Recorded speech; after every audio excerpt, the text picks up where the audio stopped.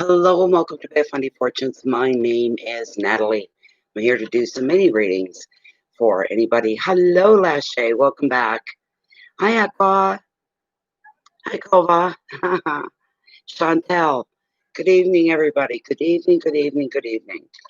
How are you all doing on this? It is Saturday, isn't it? I don't even know. I think it's Saturday. Yes, Saturday. Not as good as Friday. Friday is my favorite day of the week. Saturdays are acceptable, though. Saturdays are like another Sunday to me. Oh, goodness sakes. I think I'm up and running. I'm just looking, what am I missing? Oh, yes. I have to open so many programs. I got to make sure I have opened what I intend to have open.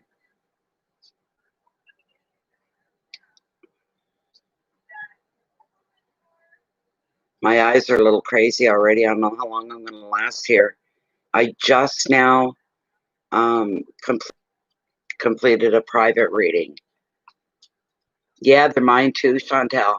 I just completed a private reading, and I'm glad that's done. It was research, read, done, and sent. So, hi, Super Queen B45. How you doing?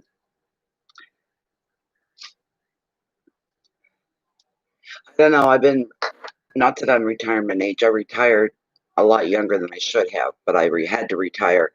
And when you work your whole life, Fridays, I don't know what it is about Fridays. Fridays are shopping day, they're grocery day.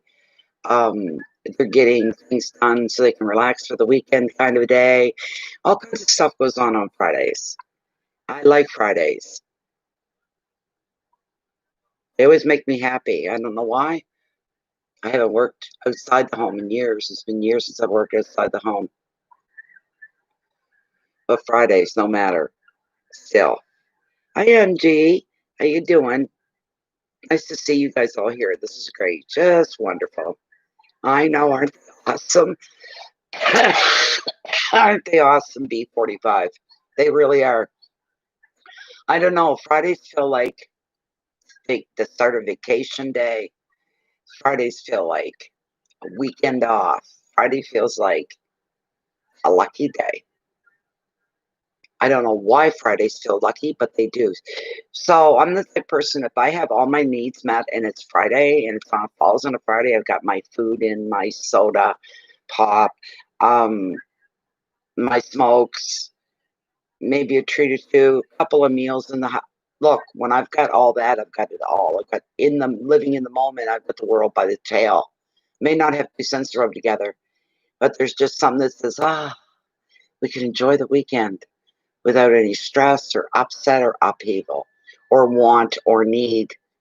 As long as the needs are met, the wants may they fall into place wherever they can. But Fridays feel like a really good, high energy, good vibration kind of day. They always do. It can be storming out, it can be raining and blizzardy, but if I get everything in, that's all I ask for. It's wonderful. There is all the crap that you've dealt with all week. Even though I don't work, I got crap I have to deal with all the time. I call it crap because it's the not good stuff. Stuff you have to do, you have to deal with. It's got to get done. You've got to go through. I don't like pressure like that. So when Friday rolls around, and even if I'm just finishing up a few things from the week, that's okay. But then after that, get the hell out of my way. Don't anybody stop my Friday from taking place. Friday feels freeing. The 3 F's. Aqua. The 3 F's. It's the 3 F's. Fridays feel freeing. You are so right. You get back into your. You know what it feels like on the weekends, especially if you work banker's hours, 9 to 5, Monday to Friday. Okay. So you get home Friday, and Friday, the weekend is there, and if you don't have to work on a weekend, it's like the world can't touch you. The next couple days are yours, your own private little haven. It's yours at 100%. It doesn't belong to 50% belongs, so 75 really percent belongs to the job, the boss, work. Become Fridays. It's so freeing. It's unbelievable. You just feel like nobody could touch me. Weekend's here. You can't touch me. You can't call me. I don't have to answer my phone. You can't email me. You can't come knocking at my door. This is mine. That's why I work so shit hard through the week. I'm not patting myself in the back or trying to talk myself up, but I've always been the kind of worker that I do what's expected of me and then some. I've seen me work a middle shift, working for a place called Client Logic. It was all inbound calls. We didn't call anybody. They had to call us. And I see me, oh boy, oh boy, oh boy. It's almost 11 o'clock. I picked up, and they'd say, oh, Natalie, here comes a supervisor.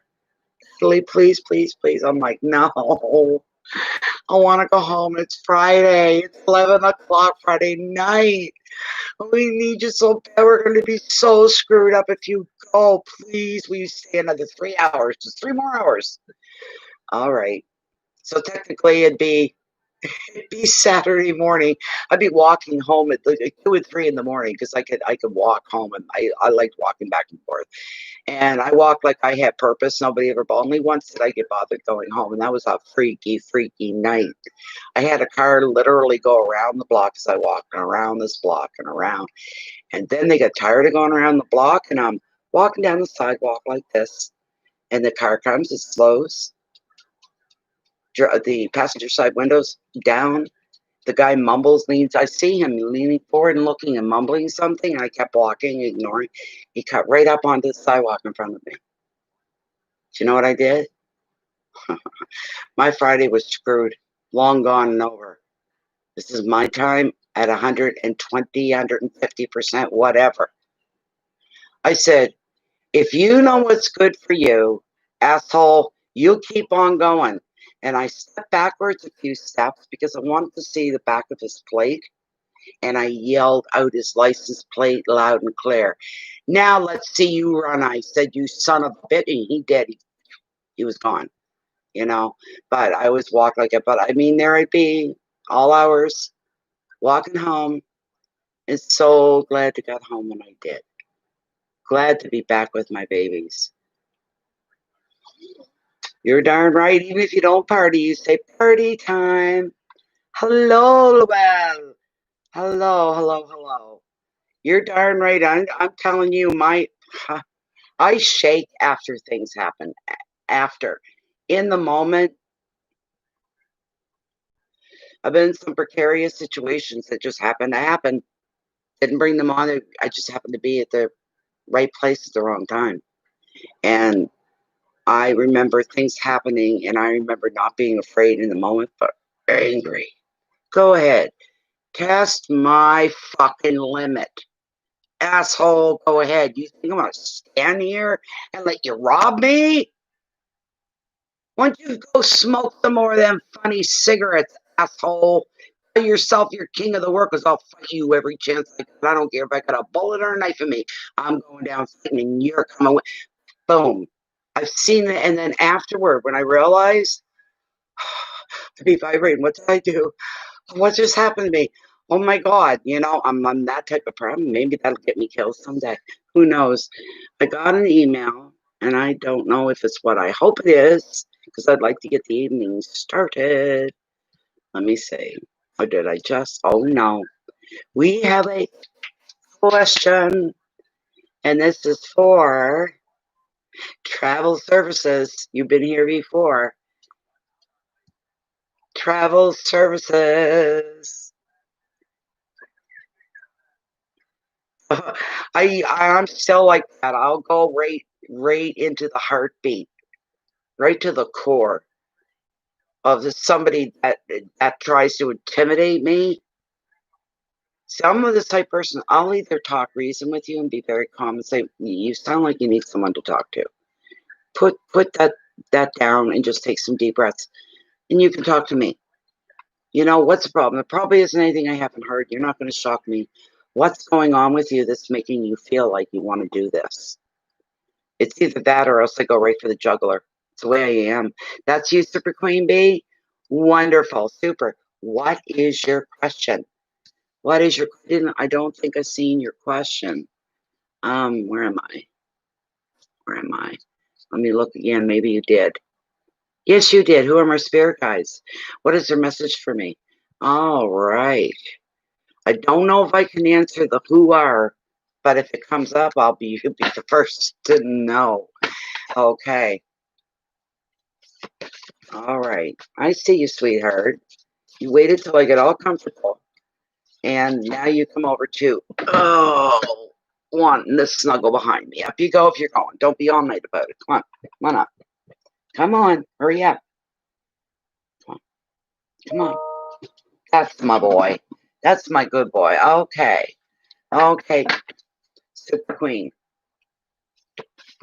Super Queen's asking. You heard the question, and I'll read it once again just to make sure we got it clear.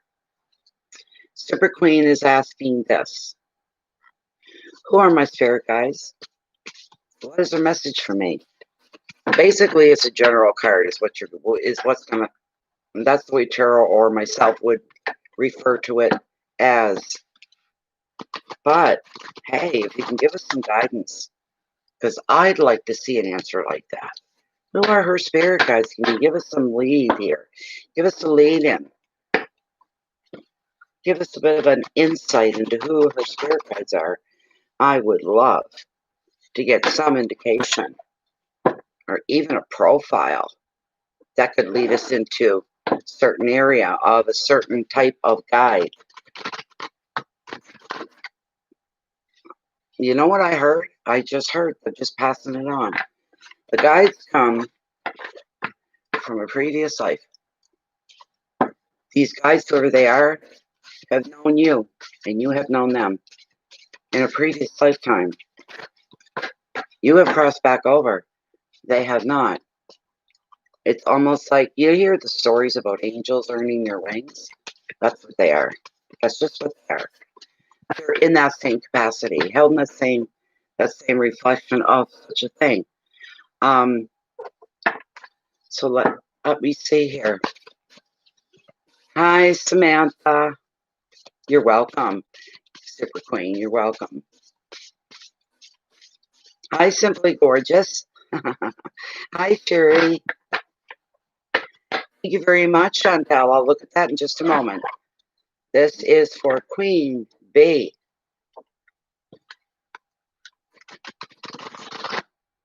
What messages do you have for her? Let's cut it right here. See what we've got. Let's see what we've got.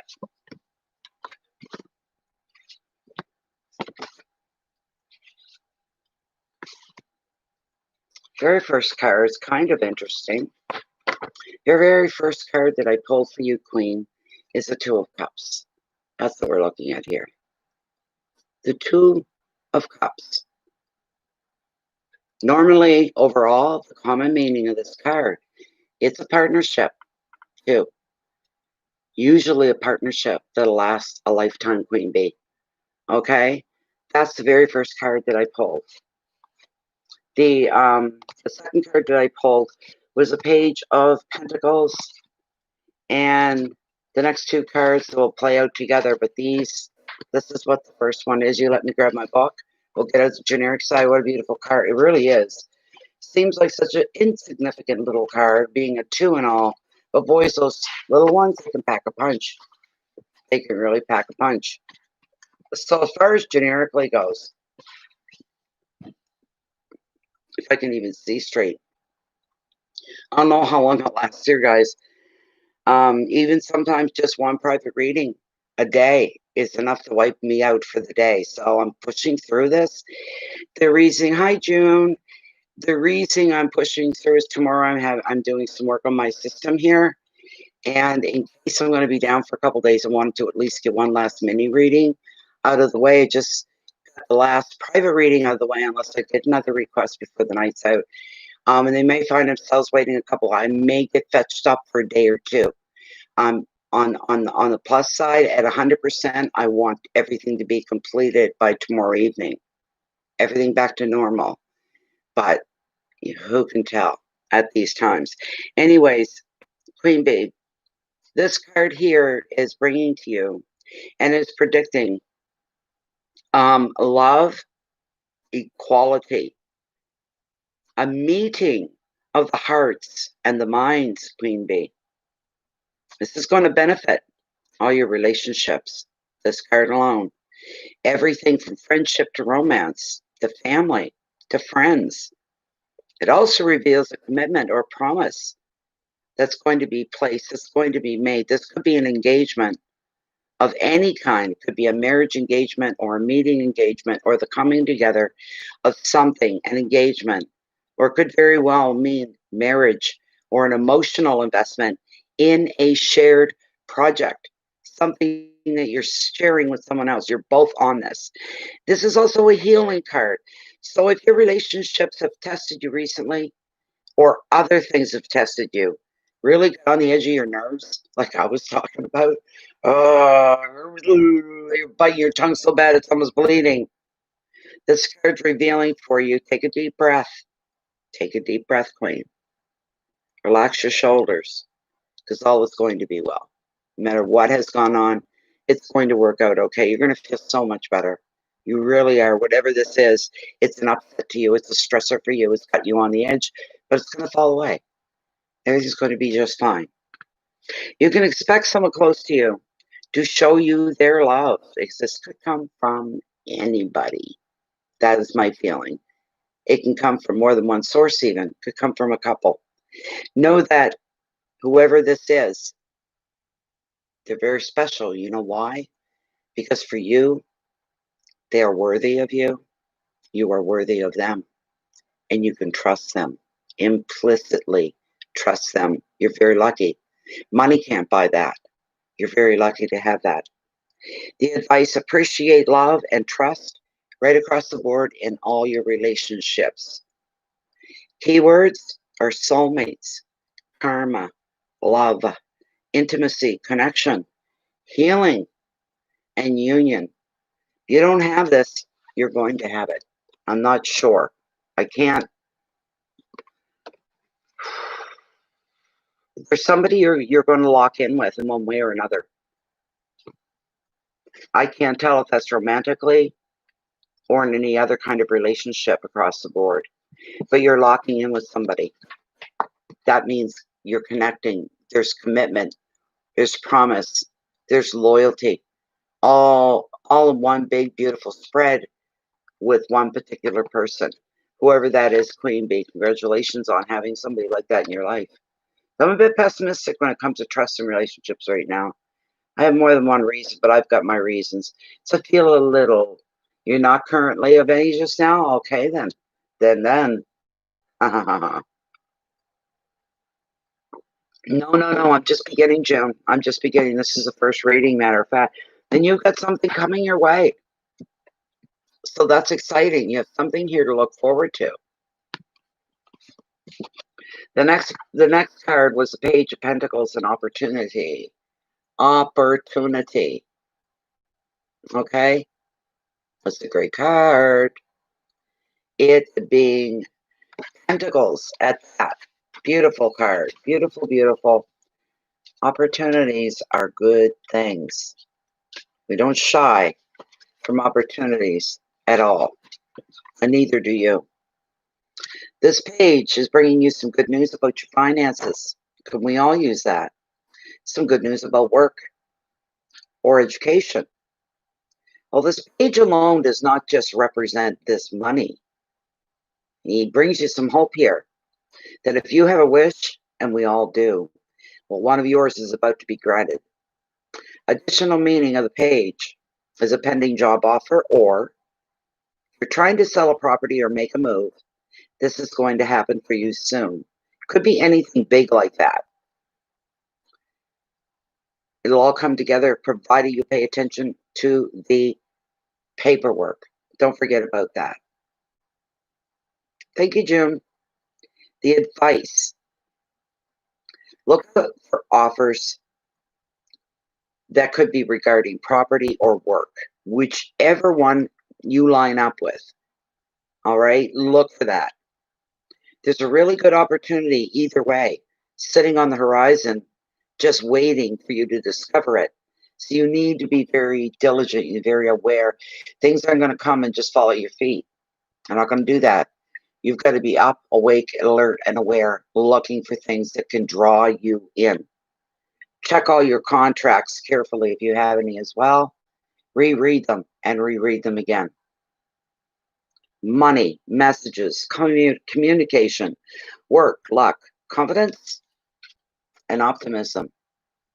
Optimism, that's beautiful. That's a beautiful, beautiful, beautiful thing. You're moving in job and career. Then you be Miss Queen Bee on her toes, on your wings, on your flutters, you might say. Be aware and be ready. Tell yourself, even if something pops up unexpectedly in front of you, you can handle it. Tell yourself you can handle it, whatever it is.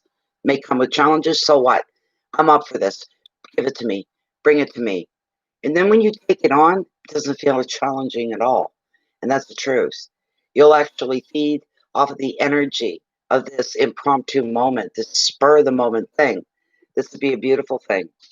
The third card I pulled for you, once you get into the rhythm of something like moving and working, you've got the ambition to go from start to finish. Start to finish. You've got what? You've got a lot of ambition. You've got the gasoline that feeds your motor. You've got motivation and you've got reason and you've got ambition. This is powerful. This guy, if he should turn out to be a man, is the kind that can wear a three-piece suit and he can shuck the jacket, shuck the tie, roll the sleeves up, get on his hands and knees, grab a shovel, whatever.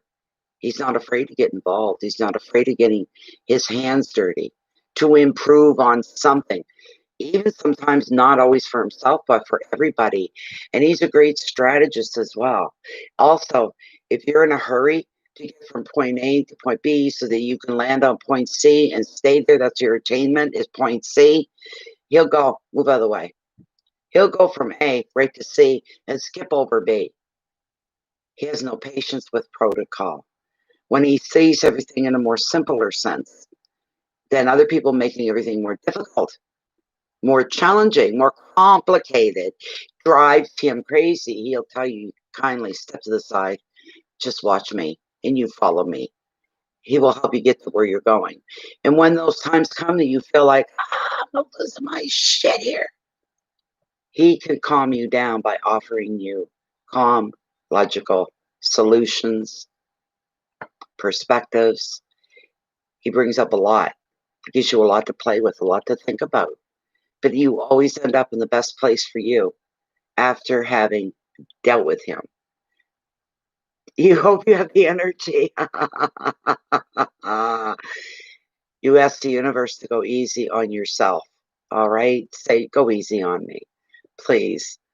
Hi, Gio. How you doing, Gio? He is though. He's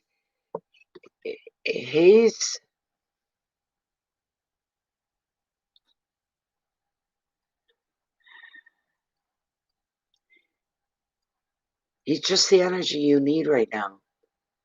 I'll get out the generic side of him and take a peek for a minute, but I don't think there's much else that I'm looking to add to him. Bear with me just a moment.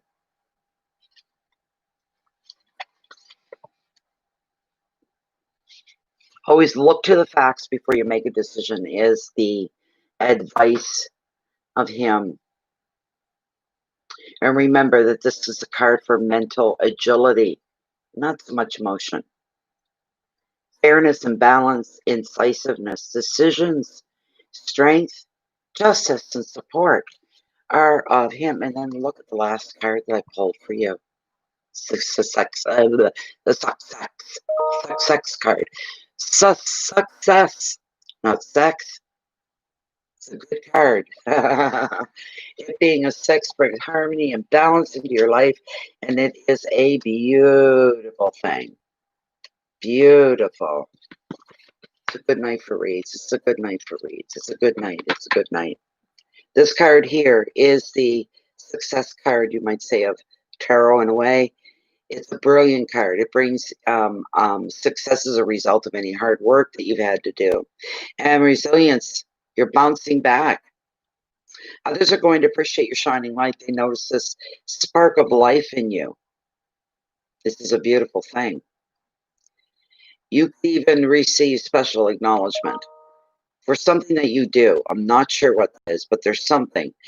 You may also receive a financial reward to help you celebrate. Additional meaning of the card, an offer of love from a new romance, could lead all the way to the proposal of marriage for you. This is your time to shine. Don't you hold back. You deserve every success. That's your advice. You're about to start shining your light. Others are going to be drawn to you. Others are going to find you interesting. Others are going to want to get to know you. You have a light, and other people are seeing it. What a beautiful thing that is. Your keywords are victory, education, awards, love, proposals, promotion, strength, and ceremony. And I am, as far as finding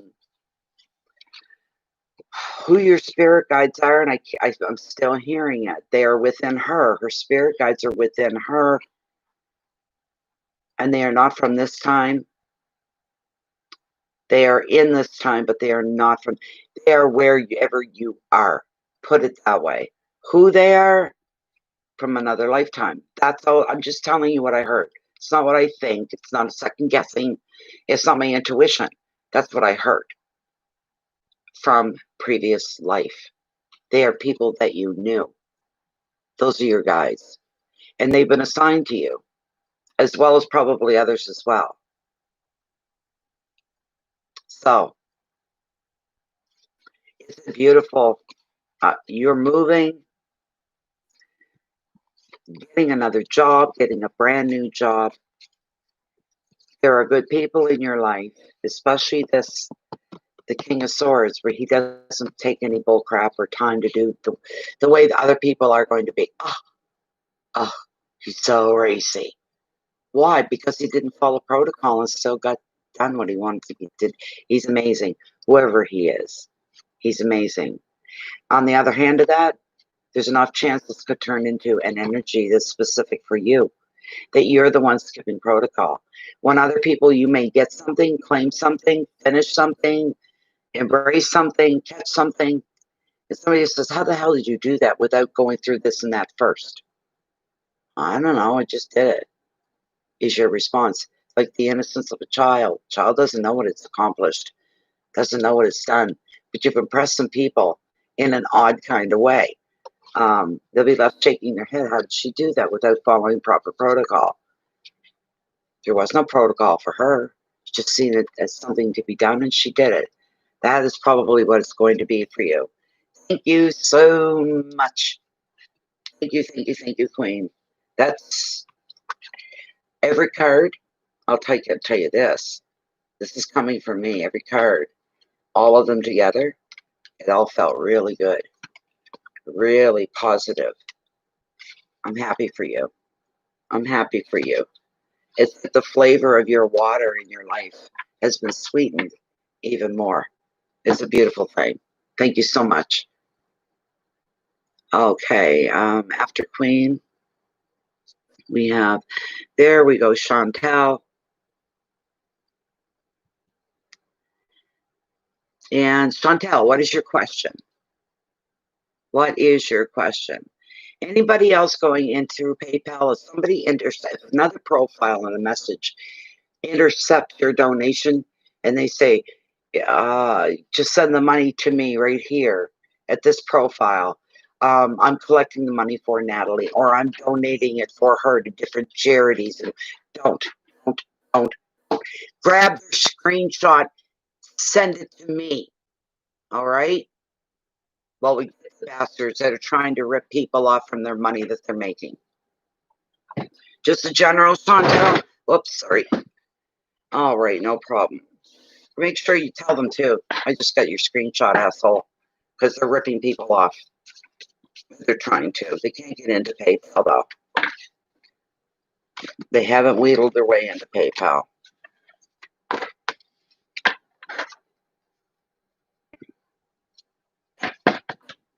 I've got the dropsies all of a sudden. Hey, I'm just being honest. This is for Chantel. Chantel would like to have the general card, please. Something maybe that has to be brought to her attention. Maybe there's some answers to different questions or situations or curiosities that she's seeking. Maybe I am dry. Maybe point her in the right direction. Maybe open her heart, open her mind to the gift of sight. These things as well. Whatever it is, whatever you feel is the most important that needs to be brought to her attention now. We all have things. Then you bring it now for Chantel Nash.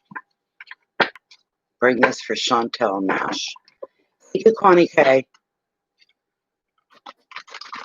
Chantel Nash. This is for Chantel Nash.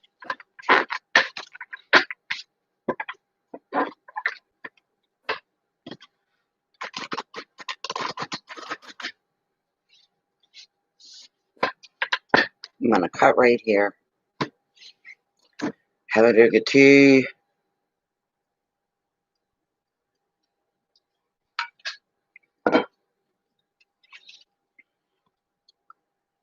Okay. Nice. Oh, again. All right. I won't throw you to the side. The very first card that I pulled for you. Not a bad one at all. 4 of Wands. It's the card that's come up for you. And the prompt on this card you'll like. Reward. Reward. That's a beautiful thing. Hi, Mary. Gail, right?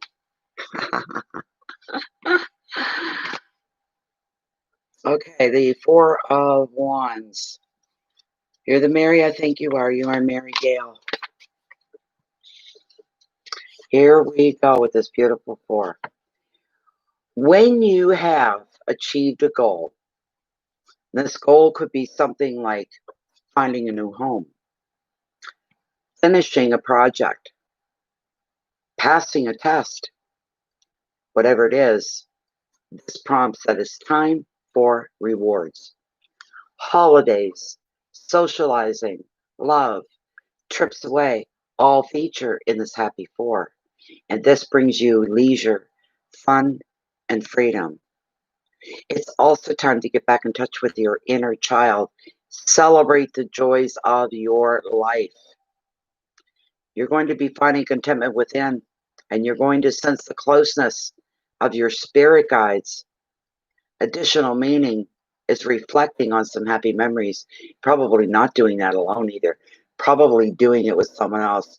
Mary Gail, thank you. Advice. Be carefree while you can really take advantage of those moments where you can just shake off the shackles of life and just be. How beautiful is that? Replenish your mind, your body, and your soul. Take all the time to spend on you because you deserve this.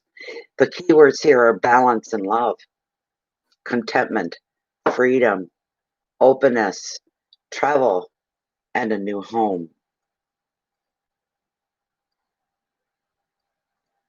Is that right, Chantel? In a good way, I hope, because this is a good card. There's a feeling of lightness with this. There's a feeling of pressure off, stress is off. I have some me times just for me. I can do and say and have whatever I want. This is for me. You're building yourself up stronger and higher. Anything for the next little while that comes your way that you have to tackle, take on, deal with, you're going to find it very easy. Sliding through everything like a knife slides through melted butter. Same ideas. Good. We all need to do what you're doing every single day. We all need to do that every day. Even, I mean, I have my day. I have a lot of days. I got a lot of days that are like that. The next card that I pulled for you is the most beautiful, and she represents you as well, Chantel, is the Queen of Cups. She's a beauty. She's the queen of this ocean in a lot of ways. She represents sensitivity. She's a beauty. She's representing you. Bear with me. She's a beautiful queen, is what she is. This queen is the Queen of Hearts. This is you. Very sensitive, compassionate woman. Very gentle towards your friends. Openly loving towards your family and partner, if you have one. She offers loyalty. That's you. Inspiration and creativity. Your projects, anything you have on the go is going to thrive as well. As the U card in the reading, this queen is showing you now is the time for you to focus on relationships, children, sharing with friends. If you're single, she predicts that you are emotionally ready for a new love. The advice, tune into your nurturing side. And in decision making, your emotional intelligence is going to be your best guide at this time. It's your emotional intelligence. Keywords are love and nurturing, generosity, sympathy, protection, care, and emotion. It's like you're, not that there's anything wrong with your relationship in your life, but you'll be doing some double checking in with everybody and everything, making sure that everybody's okay. You're the one with the lumberjack. Oh my God. I remember he loves that song, Senorita. I love it when you call me Senorita. Isn't that right? I remember that. So those were the funniest nights talking about him and his work. How dangerous it is, but what a great guy he is. A bad, strong lumberjack singing the Senorita songs. Ah, that's beautiful. Hi, Mary Jane. Oh, I don't know if you were around at that time, Mary Jane, or not, but we're talking about Chantel's husband. What a sweetheart he is. She's got herself a really good man. He's a sweetheart. He's a lumberjack and likes pop music. Senorita was one of his favorite songs. He liked that song a lot. You might have a choice here to make over something as well, Chantel. You got the Two of Swords that's leaving you kind of at a crossroads, you might say. Not a bad thing. All right. With this, what usually happens here is it's not making the right choice. I say this a lot with this card. It's always this way because I have to say it. But these two swords are equal in their power. They balance each other. They're equal in their power and their position.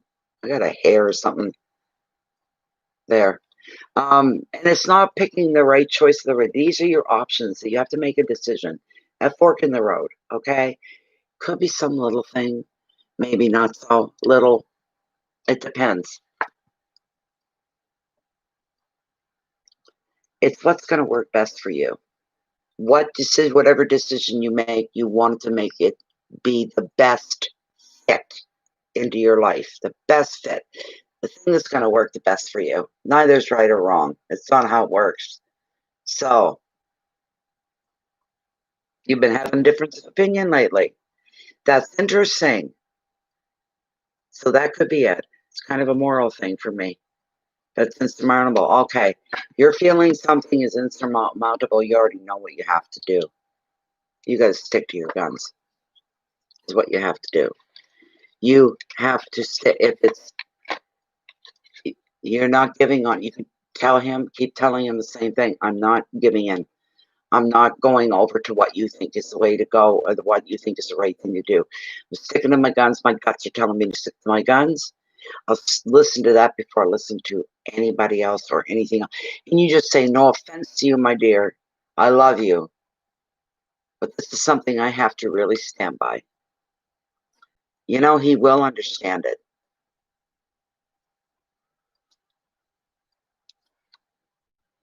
That's incredible, Mermaid 1912.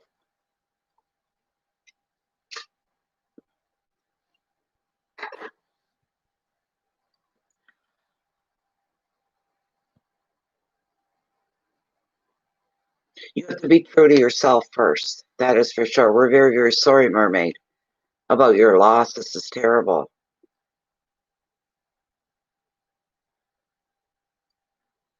Yes, up within the universe is being sent to the universe to ease and lighten the pain, to ease and lighten the saying goodbye. Letting go of that connection is not an easy thing to do.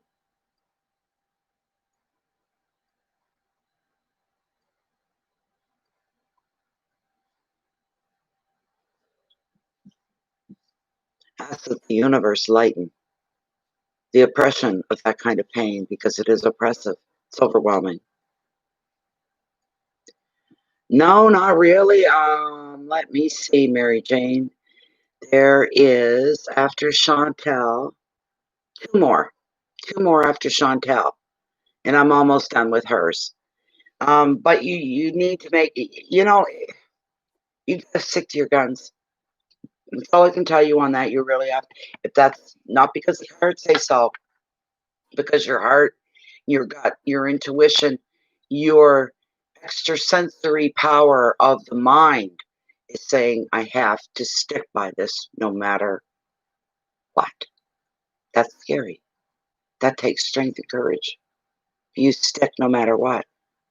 You can change down the road. Sure, you can change down the road, but it has to fit you. It has to feel right to you, is what it has to do.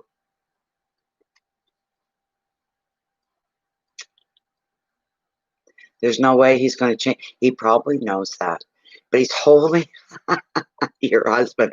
I don't know him, but he's freaking adorable. Okay, his person. He is you are a beautiful, adorable couple.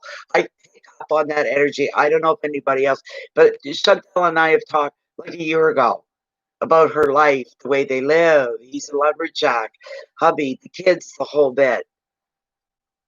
She's a very, very vibrant person. You are, Chantel. You're very vibrant.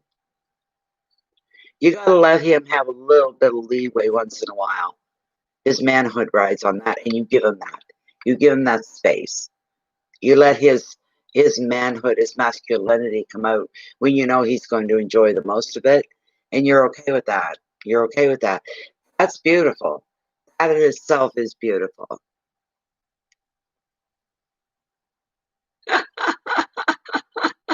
Oh my goodness. There's only two more right now after this one, Jovi. There's only two more after this one. But this is beautiful. Um,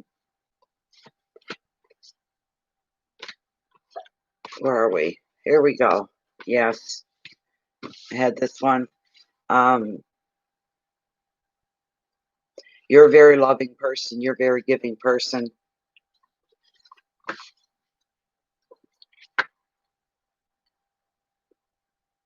He feels inside of him that he struck gold when he met you. He hit gold. You are the value in his life.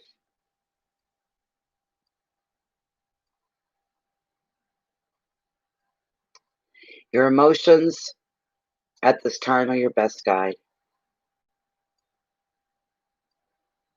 You represent love and maturity, nurturing, generosity. You are sympathy. You are also protection. So you are soft, and yet you are tough when you have to be.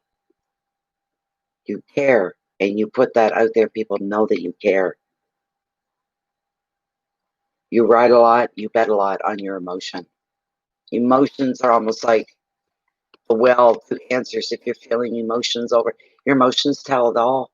They tell everything you need to know, what you need to hear, what you need to know about. This is a beautiful, beautiful thing.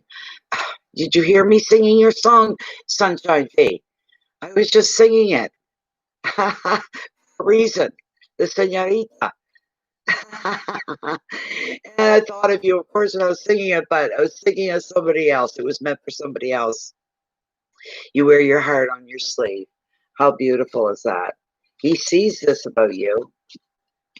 But on the other hand, he's saying, she loves me. Very simple to him. She loves me. It'll go my way. I just have to wait for her to come around. That's all, but she's going to come around.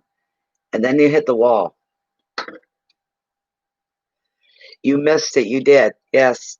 What it is Chantel's reading that I'm doing right now. Her husband, she was here a year or more ago. Could have been 2 years ago now. And she's explaining and telling stories about her life, where they live, how they live. Beautiful. Her hubby happens to be a lumberjack. He's a man's man. But there's one funny quirk about him. He loves the song, Señorita, and he sings it.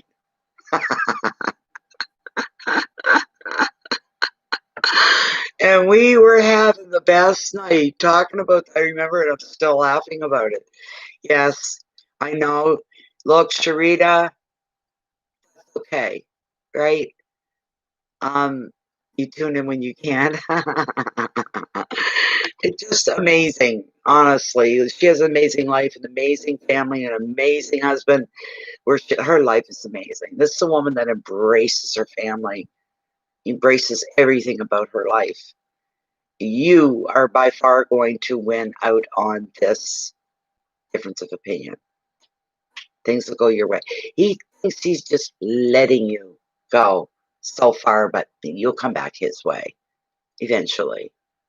There won't be any fight or argument. You'll just come back to give you a little rope of freedom. Let him think that. You know yourself what it is you want to do. You already know what you're going to do. The last card that I pulled for you is the Four of Wands, and it's a good one. It really is. It really, really is. This card, the prompt on it is reward. Maybe you're going to feel rewarded for winning this difference of opinion. When you have achieved a goal, such as finding, now you're not doing that, it's just finding a new home, completing a project, or even passing a test. That's what hubby has you in, a test. Well, it's going to be time for rewards. There could be holidays, there could be socializing, love, and trips away all feature within this happy four. This four is going to be bringing you leisure, fun, and freedom. It's also a time to get back in touch with your own inner child. Celebrate the very joy of your life. You'll be finding contentment within, and you're going to sense the closeness of your own spirit guides. Additional meaning is reflecting on happy memories, wanting even more.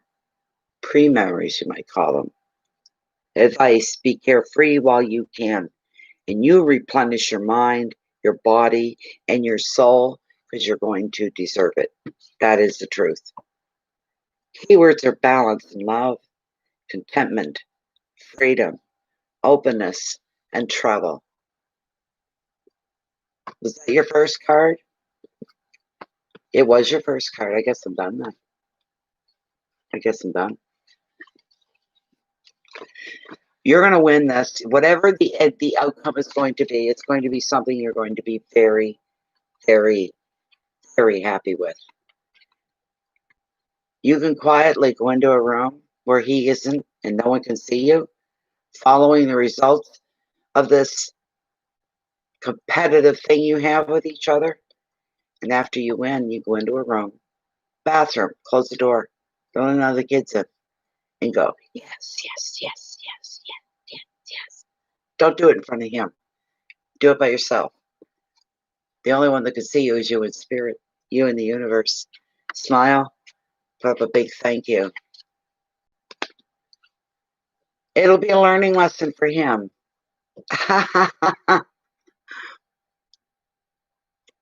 You do that, Chantel. You do that. Okay. Thank you, Chantel. That was fun. The next person we have up is June. June Ortiz. Oh my God. Oh. I thought you asked me this last week. Kind of funny. Doing the narrating. I seen on somewhere or something I was watching where you can get voiceover work. So I put my name in, but I didn't finish filling out all the information. I thought that would be fun. That would be fun.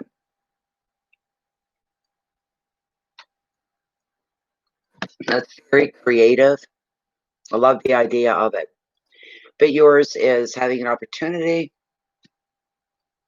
You can be auditioning from home, and the job will include narrating and producing audiobooks. In the works now, getting set up. Will I be successful?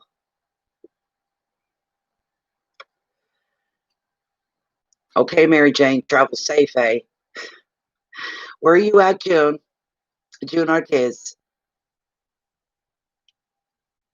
Just wait for June to pop up here. After June, we'll get the name after June, and let you know, whoever you are, that you're up after June.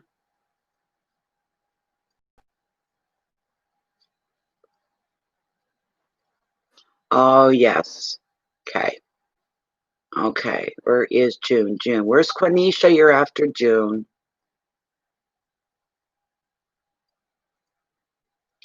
Who are you? Look, we don't put up with your bullshit in this channel. You want to know why? Because we don't have to. All right? Bye-bye.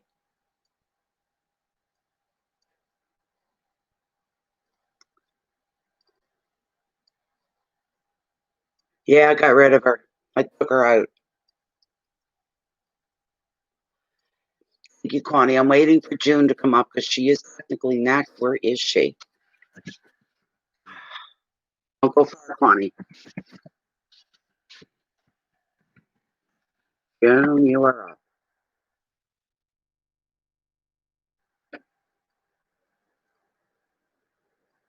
Somebody coming in trying to stir some shit.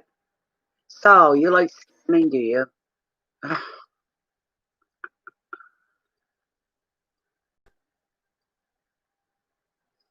Is June here? Where is she? Thank you, Connie, for understanding your patience. Where are you, June?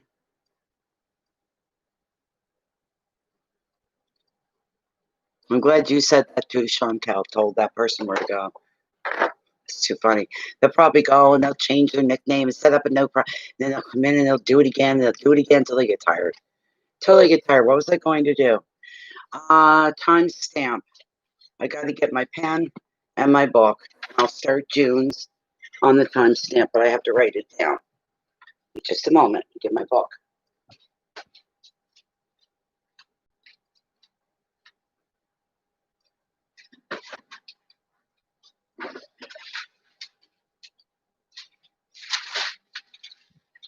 Okay. That way I can do June's and then move on to Kwani's. Won't have to wait any longer. Timestamp is going to be, say, 55. 55. That's for June. 55:25. There you are. There you are. I was going to start it and put a timestamp, but there you are. Good. Good. Oh, some people need to get a bloody life. Honestly. Just a minute, June. Let's see if you left a question. I'll open you back up again. Just a sec. Yeah. Okay, the opportunity to work from home, producing, doing audiobooks. It's now getting set up. Are you going to be successful? Here we go.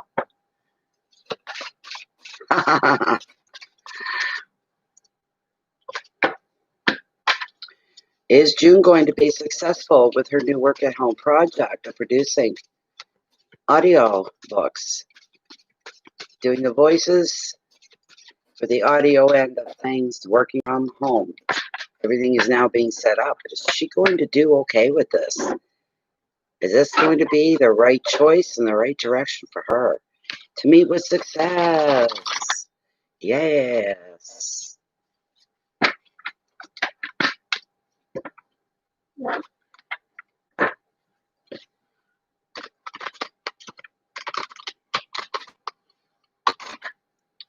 Let's see.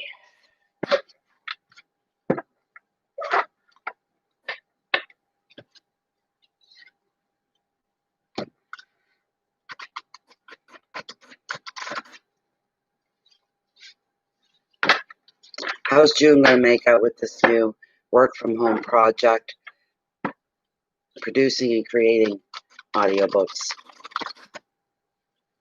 Is this going to work for her? I'm going to cut right here. You're in Buffalo, Indiana. Okay. Oh, interesting. Good. This is really good. To start off with, yeah, you're going to do just fine. Thank you very much. You got the Fool. It's the new beginnings here, is what you have. The Fool and new beginnings. You guys should all be really offended by that Lisa once statement of, oh, so do you like you like scamming people? You know what that is? An insult to all of you. Oh, I'm scamming you, but you don't know. You're too dumb to know. Too stupid. You all need to be told you're being scammed. Okay? You take it to heart when you see these idiots come on. You scream my name in caps. I'll see it. I'll get them. I got the universe watching every move I make. I don't do anything I'm not supposed to be doing. And this is where the love of the universe comes through and sends you messages and gives you answers. It's not me, ever. Never me. It all comes in through spirit, through the power of it. Okay, so as far as the Fool goes, the Fool is stating to you, June, you're on the brink of a brand new path in life. This is a wonderful opportunity awaiting you. Now is the time to follow your destiny in work and in relationships as well. Before you follow your heart's desire, pay attention to two things. Be practical. Check that your dreams are tangible and realistic. And listen to your intuition, which, like the dolphin, will safely guide you forward. Keep focus on your goals. That's where you put all your energy now, June. Everything goes into this, and enjoy every minute of it. It won't be a drudgery to you. It'll be a joy. Don't get distracted by others' opinions or their needs as well. This is your time to reinvent yourself, and there's a bright future ahead and in an exciting new territory for you. That's what this is. The Fool can also show a physical journey over land or sea. Highly doubtful for you, but it's there. Advice: look before you leap. Add if you like what you see, and then you dive right in. You listen to your gut, your intuition, whatever you want to call it. If it feels good, then dive right in. Keywords here for this card for you are risk. You feel a little risk because it's something new. We all do. That's normal. Innocence. You're learning something new. Departures of leaving other things behind. You have a new pathway that you're on now. A lot of discoveries to make. You'll be going on some journeys. And all of this heads up to you starting over. Starting anew. Starting anew. How beautiful. Here's the one that seals the deal. Right? Oh my goodness. This is a beautiful card. One moment. Pentacles, of course. And here we go. Thank you very much, Mermaid. Here we go. Yes, it's a 10. But all good things that come to an end as well as the bad. In this case, you've got some endings going on here. You're finally through. what you've been trying to get through. There's finally an end to the drudgery, the hard work, the worry, things like this. Good luck's coming. That's what this card's all about. And you're going to celebrate a windfall or other unexpected financial bonus. And damn, you're going to appreciate the stability that this is going to bring you. There could be a family gathering on the cards too. If there is, the usual irritations that take place at these family gatherings are going to dissipate into the netherworld. You're going to be feeling the love and the support of relatives or the close friends that you treat as family. In relationships, the card predicts families being joined by love. Feelings are declared. Commitment follows. Now, there could be in amongst the family unit, it could be a couple that's moving in together and also probably announcing their wedding, which will bring great joy. Appreciate the special bonds that you share as a group and the love that comes with commitment. Your keywords are family, celebration, generosity, money, luck, completeness, and love. So your personal side of your life is going swimmingly. Just beautiful.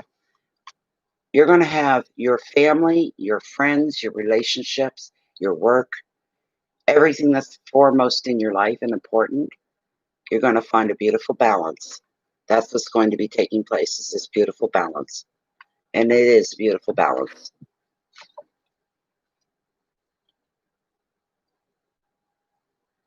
Oh my goodness sakes, really, Jim? It could be. Follow your heart. That's all we can tell you to do, is to follow your own heart. Your guides will not mislead you. They will not misdirect you.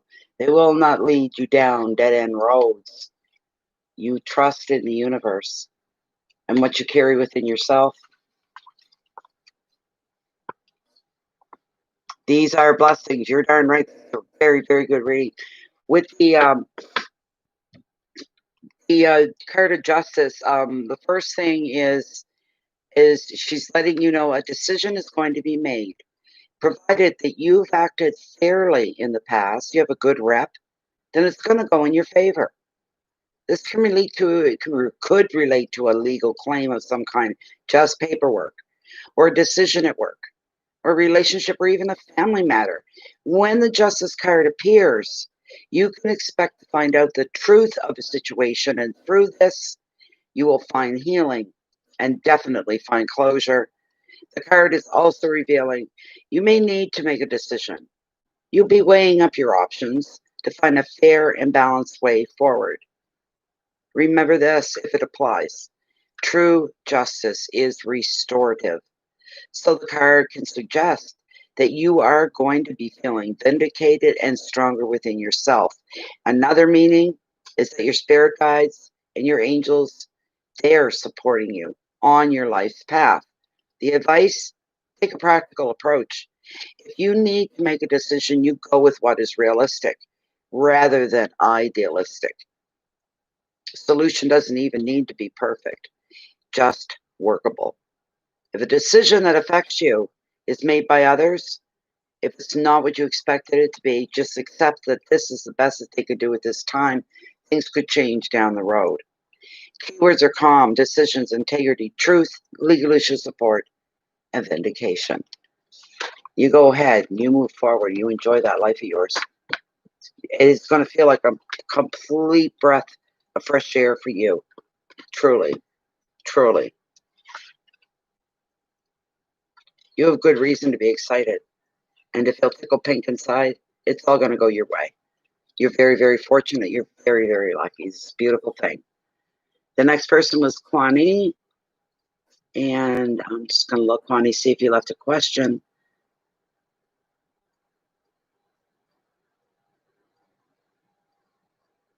Well, I finally purchased my first home this year. Should I wait? Ooh, that's exciting. Kwani, there you are. There's no lagging with Kwani.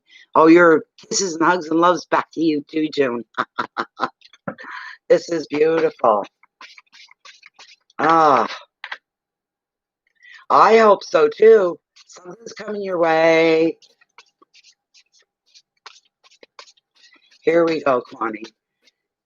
Is Connie going to be purchasing her very first home this year of 2020? Or maybe she should wait another year or so. What should she do? She wants to know what she should do. What would be the smartest move for Connie? She wants to buy her first home, but should she get it this year? It's stressful. Yes, I can imagine. Or should she wait another year?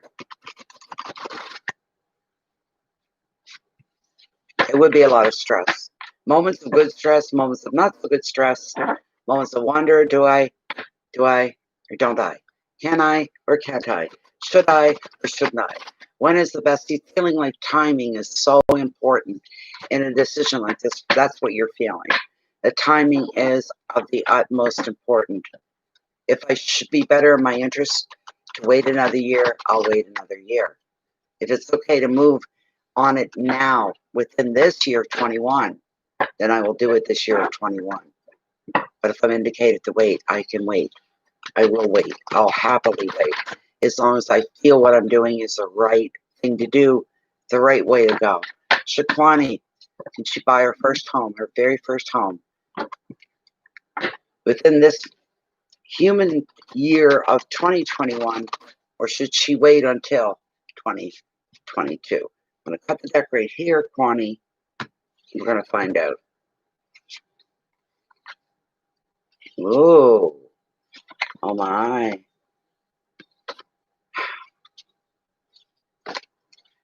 Oh, Kwani. Oh, my dear, dear Kwani. You got some good cards here, doll. You really did. This is great. The very first card I have, I love her. I really, really, really love her. Number 3. Major Arcana. She's that much more punch behind her. She's the Queen of the Ocean. She's representing you. What's the keyword? What's the prompt? Look at this. Abundance. I hope you're feeling what I'm feeling here.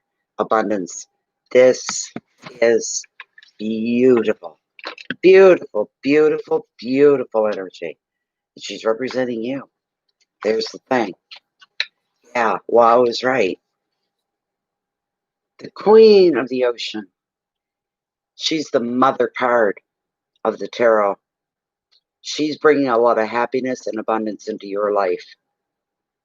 She's predicting contentment, a loving partner, family, comfort, reassuring you your needs are going to be taken care of, especially if you have suffered financial setbacks recently. Your money's going to flow again. Old feuds, disagreements, debates are all going to be forgotten. Harmony will rule in your home and in your life. Additional meaning is spiritual growth for you, emotional stability, strong as a rock you should be, creativity, full of color. You're never black and white.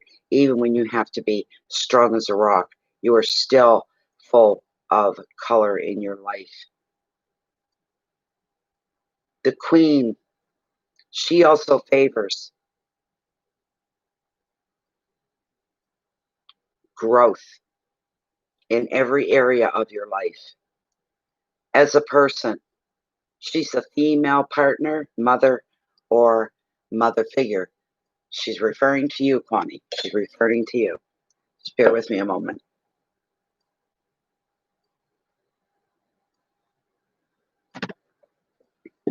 The advice of this beautiful card for you, Connie, now is the time for you to grow and the time for you to evolve. You know what it's all leading to? You can go ahead and buy your house within this year. That's what's leading to. Because this is your time to grow and to evolve, to move through life, not just move forward and upward. Coming up another station, being a homeowner, it's a big deal. You're going to enjoy, excuse me, you're going to enjoy and invest time into your relationships, into your home, your spiritual practice and belief, and even new creative projects. The keywords for this beautiful card: growth, nurturing, home, love, fertility, comfort, and generosity. And these are all the things you want to bring into your brand new home, into your life. It is beautiful. It's gorgeous. It's gorgeous, I tell you. The next card, don't panic because it's not bad. We've got the Hangman as he hangs in limbo. Take note. Take note here of his body language, okay? Take note. Look at his muscles. They're just muscles. They're not clenched. They're not bulging. His hands are even comfortably open, hanging open. He doesn't fight the tangle that he's in. He knows he's hung up. So he uses his downtime for other things, things to think about, things to go over, things to go through. Maybe even getting a new perspective on things, looking at things under a different light. That's part of him, okay? Just a moment.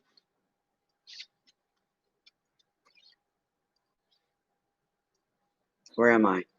Okie dokie, I'll see you there. There we go.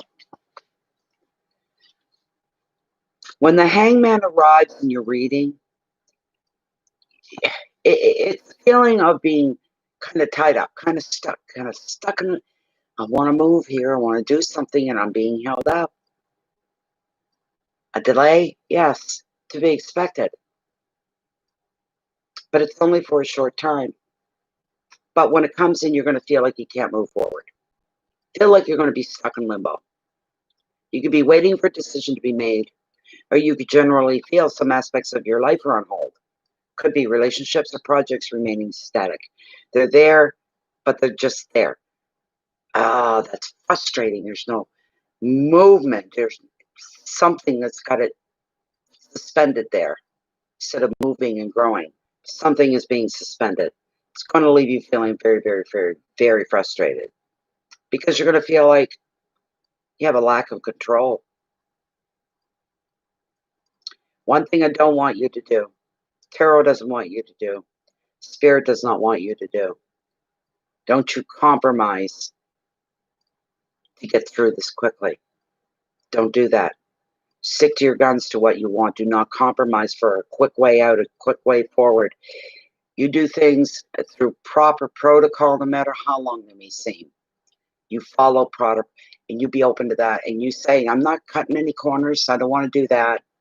I don't want to do that. Let me go through the proper, normal protocols so I can believe that this is where we're headed because we're taking the right road, not an iffy one, but the right road, the strong road, the best way to go. Could take longer, a little more patience, a little more hard work, but you're willing to put that in. When it comes to having the keys in your hand, you'll know it's yours. It'll feel more than ever like it's yours. You did everything the right way. You paid your dues. You paid with your patience and belief. Stood your ground. Don't run in for any. You're going to say that wasn't time wasted after all. Some good things came out of that holdup. Use the waiting time. See your situation in a new light. Find alternative perspectives. You may find an ingenious solution, or you could gain valuable insight as well. Waiting and time, frustration, sacrifice, insight, viewpoints, and purpose. And you're going to love this last card. I do. She made my heart skip a beat. You've got the star, Kwani. You've got the star. What a great card for you. You know what she brings you more than anything? Hope. She brings you hope in the best of ways. She's relaxed, she's calm, she's cool. She's believing to the point of expectation. She's ready and accepting the blessings as they shine down on her. She's open and ready to receive, as will you be as well. Beautiful, beautiful. This is your last card. What a gorgeous card it is. You ever seen anything so beautiful? Oh, she's a beauty. I like her a lot. A lot.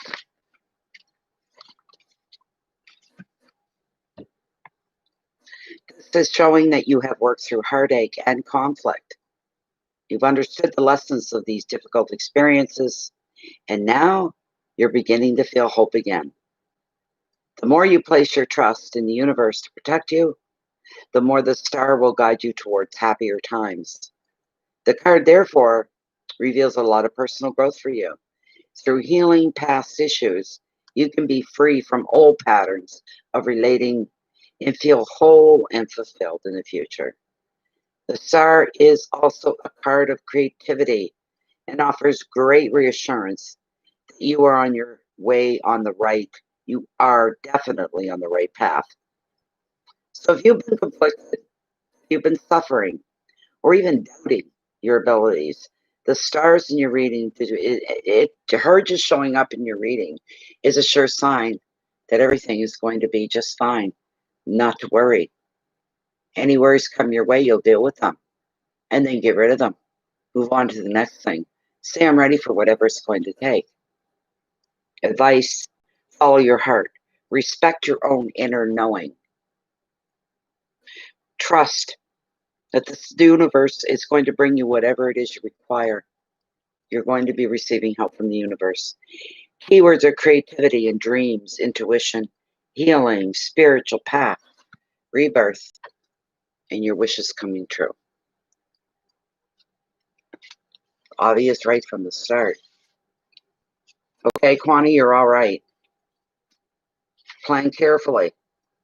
Keep yourself positive. Beseech the universe for aid when you need it. Okay? You're going to be all right. You'll have to come back and let us know when the house has been put into your name. Won't that be a beautiful thing? It will be gorgeous. Do we have anybody else? We've got somebody else. Dum dum dum. Oh, my little Mary Jane, there you are. What else the universe need me to comprehend about my husband's energy? That's a good question. I found myself thinking about you and your husband last night, and I kind of, not that I was laughing, but I was kind of chuckling to myself. I said, I read for Mary Jane. It's just Mary Jane. Within the questions, whatever. Then she brings her husband in. It's a completely different energy. And I thought that was interesting, if nothing else. It was definitely interesting. And thank you so much for your generous donation as well. Okay.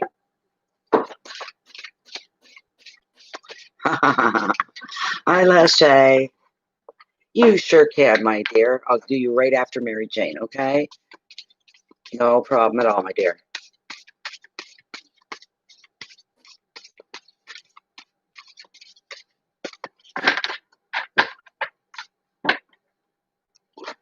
This is for our friend Mary Jane. Can you bring forth some enlightenment, some insight into the energy that her husband has been carrying around? I honestly think because of your husband's age, because there's something wrong, he's not sharing that with you. He knows there's something wrong with him, health-wise. He's getting into some deep... Yes, let's have a cigarette, Mary Jane. He is... I don't want to say seeing his life flash before his eyes. It's not that. It's the way he's looking at what's going to happen when I'm gone. He thinks because he's at the age he's at, that whatever it is that's wrong with him is a death sentence. And he's wondering, do I have my cards all in a row? Do I have everything the way it should be? I want to make sure everybody's taken care of. I got to make sure. How do I say goodbye? How do I do this without upsetting the whole family? How do I go through these things?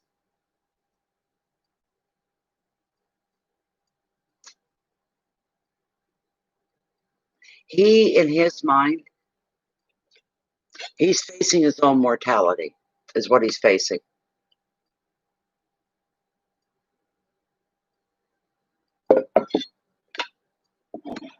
He's taking things deadly seriously. He thinks his number's about to be called. It's got to do with his health. Again, we come back to that. That's a lot of it. That is a lot of it.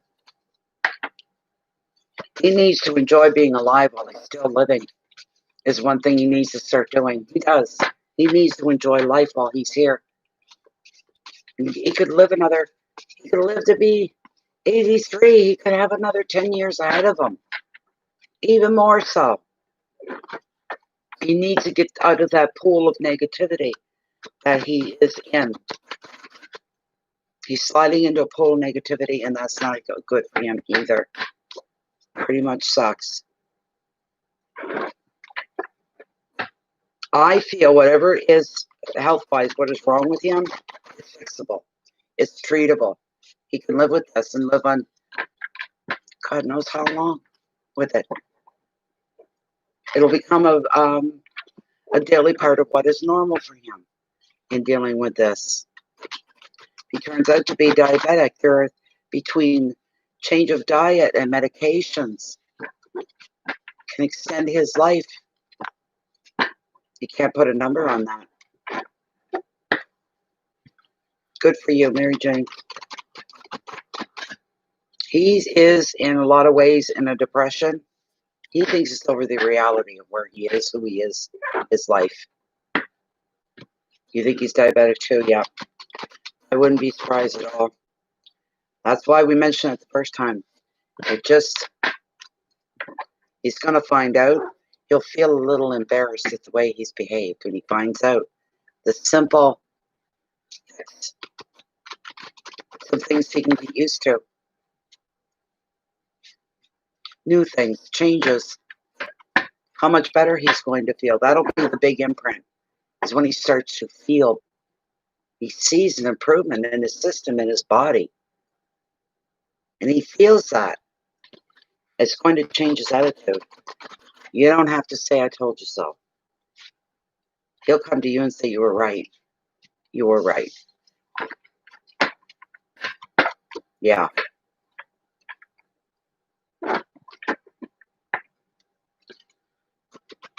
What's wrong? Mary Jane's husband, his energies. Give us some enlightenment in that direction, please, and thank you. Oh my goodness, see what I tell you? Wow. Exactly. Thank you. Oh, thank you. Wow, you should see the cards here, Mary Jane. You know what the first card is regarding your husband? Look what we got. We got the Nine of Swords, the anxiety card of tarot. How's that for the first card? That's him. He's suffering from anxiety, and he is doing it to himself. Okay? This card is him. That's what it is. He is suffering from anxiety. He has got himself already buried 6 feet under. Isn't that how I know, Mary Jane? That's why I went, oh my God. This does not surprise me. You gotta love tarot. For the straightforward, no pissing around here, no farting around. Get right down to it from the first card. Isn't that something? This is your husband. I get a generic side. I bet he doesn't partake, does he?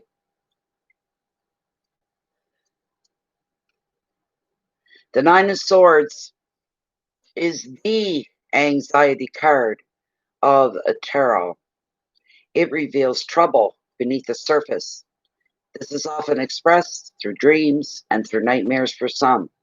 It's his whole train of thought. It's the way his brain's working right now.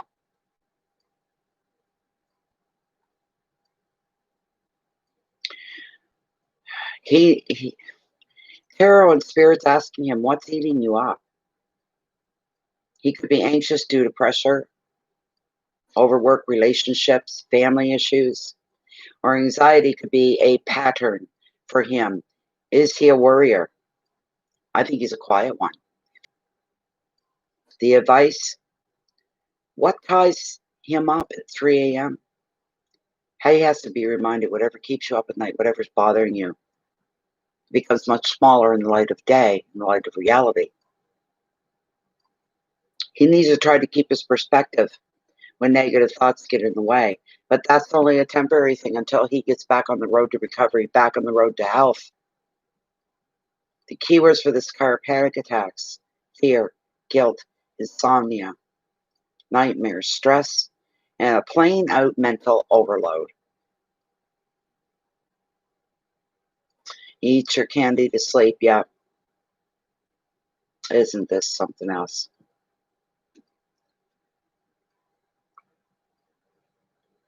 But this is as bad as it gets. It's not going to get any worse than this. You are going to get him back on the road to recovery, is what's going on once he gets his diagnosis, okay? He'll be overjoyed, to tell you the truth.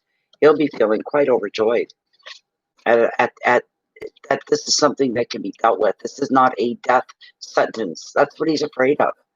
But it's not. When he sees it's not, it's going to change things. And when he starts to feel the beautiful effects of getting his way back to health again, what is a healthy place for him, his attitude will lighten.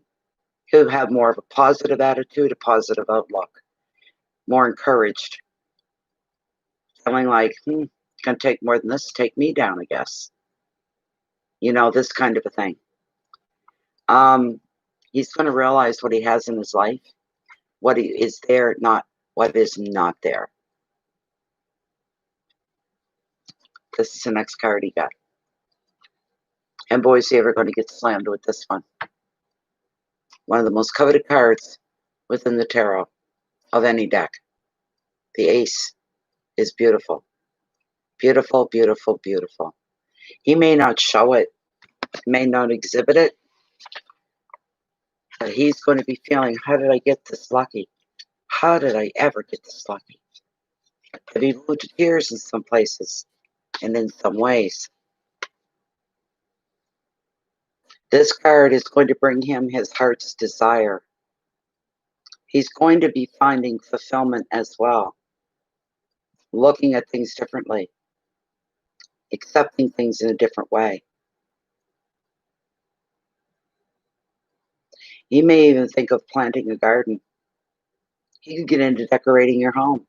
These are positive forward movement. These are not dying things. These are living things. This Ace, while being a very positive card, can also bring emotions that are going to feel overwhelming. He will be overwhelmed with love and gratitude. But this can be something that can be dealt with. It doesn't have to be a death signature. It can be. It's his choice.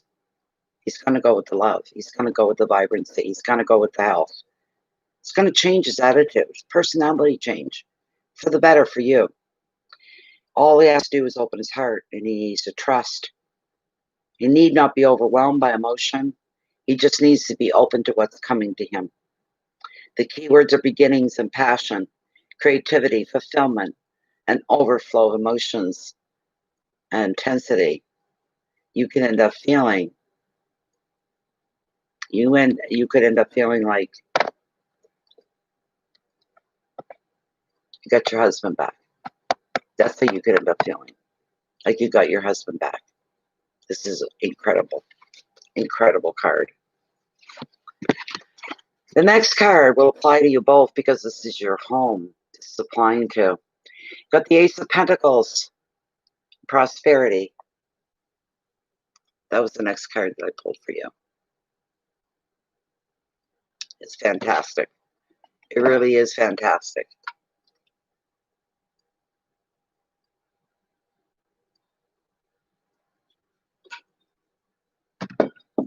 That's what I see. That's what I see happening here, taking place. Things are going to get a lot better. He'll have more of a pep step in his walk. You'll be noticing that he's walking taller, straighter, a little more energy moving forward. He doesn't seem so sluggish, so depressed, so quiet, so withdrawn.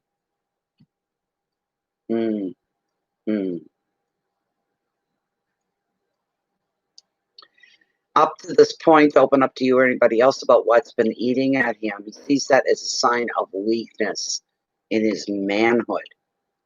He shouldn't be feeling that way. He shouldn't. He really shouldn't.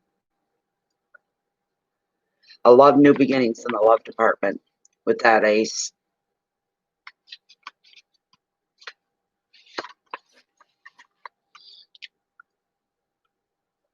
With the Ace of Pentacles, you got some money coming. You could be receiving a reward or gift, or you could see an opportunity as well to generate more income through new work or personal projects. In relationships, this ace is showing stability here. That's exactly right. Additional meaning of the card is using the money wisely, making investments. Overall, the Ace of Pentacles is revealing a very happy, a very stable, and a very successful time. Maximize your good fortune. Make your money work for you. You deserve this. And it's a time to make a sweet, wise financial decision. Keywords here are beginnings and finances, new work, success, property, security, creativity. Oh, the last card, here he comes. He's on his way back with this one. This is beautiful.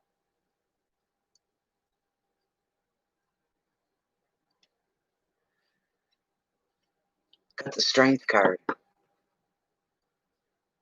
He may be feeling quite gung-ho. Once he's back on his feet, it's showing here.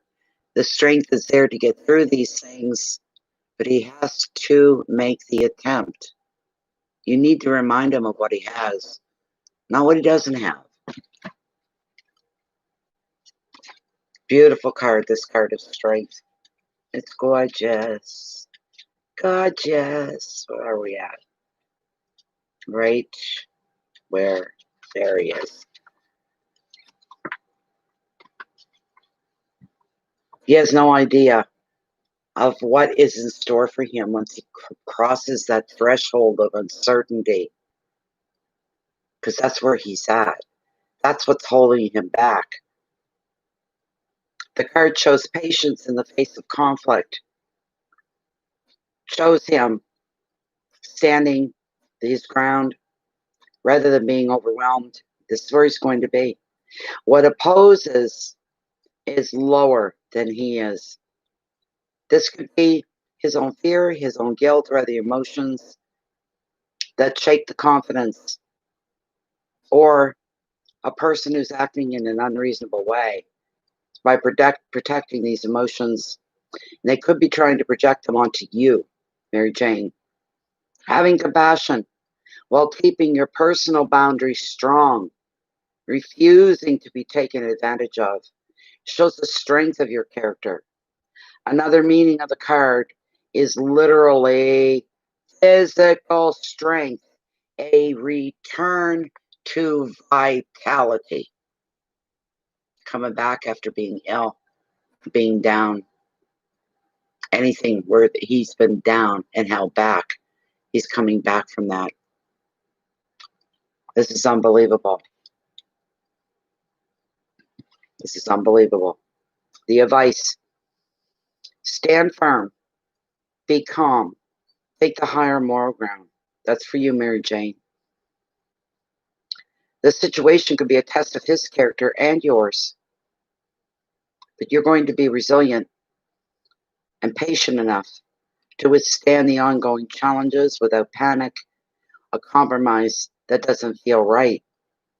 The keywords here are courage and patience, endurance, risk and balance, opposition, the final words of beauty, vitality. Vitality. He's going to get that back. That card, these cards are amazing tonight. They're just amazing. I want to pull a mermaid for you as well. Okay? I'm going to do that. Just for shits and giggles. It's always for shits and giggles. Let's see what the mermaids, if they have anything for you here tonight, Mary Jane. Let's see what we've got.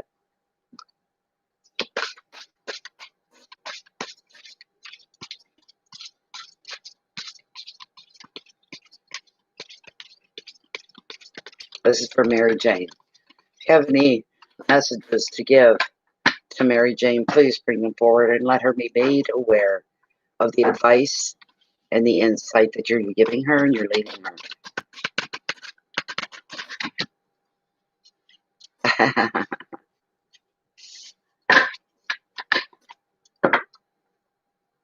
Yes, sir. Let's see what's coming up here for Mary Jane from the Beautiful Mermaids. I'm going to cut right here and see what we have and hope that it makes some sense or you can relate to it in some way. What have we pulled?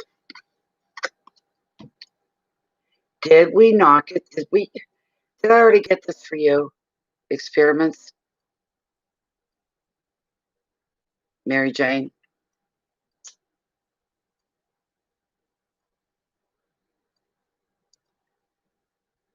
Experiments. Have I not already pulled this for you before? You did? And you already know what it means. Go back to whatever video that I pulled that for you. Re-listen to that section once again. There's still a message there for you, but I'm going to move forward and say, come on, mermaids. Give Mary Jane something fresh, something to pick her up, something to move her forward, something that'll have her standing still and strong. That's what I thought too. The message is the same over and over. Why is that? There's something there. Go back into one of the previous ones where I did pull it for you. Listen to the message once again. If it comes again, I don't know what I'm going to say to you. I don't know what I'm going to do. I'm almost afraid to look. This is a new one. Here we go. Farewell to the moon. Appreciate, enjoy the lunar light and the cycles. You know what I just heard? Okay, we'll give you fluff. You want fluff? We'll give you fluff. You don't have to be so rude about it.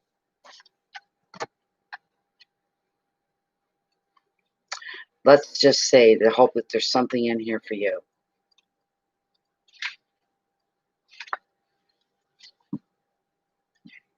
All right.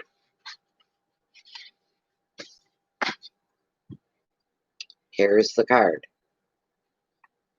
It is as natural as breathing out and breathing in.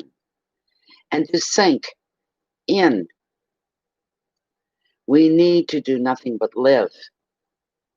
Yet you are now being called to live in deeper partnership with the cycles of the lunar sea, so that the magic of your life becomes fuller, deeper, richer, so that you live with more ease, flow, courage, and gratitude. Like the moon, you shine and you dim, you grow and you shrink. All of these things are taught by the simple observation of walking, swimming, dwelling in the oceanic magics by moonlight. If we learn to yield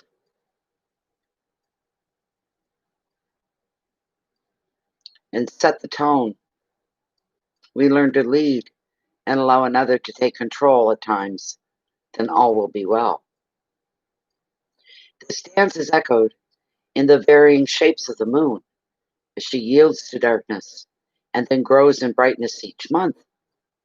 As women bleed their oceanic bloods each lunar month. 13 moons. Observe the moon. Oops, I lost my page. Hold on. Don't you hate it when that happens? I hate it when that happens. Sorry.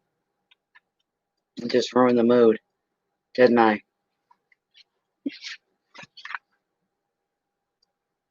Observe the moon. Be under her light. Withdraw her from darkening. Knowing what her phase was at the moment you first drew breath, it need not be complex.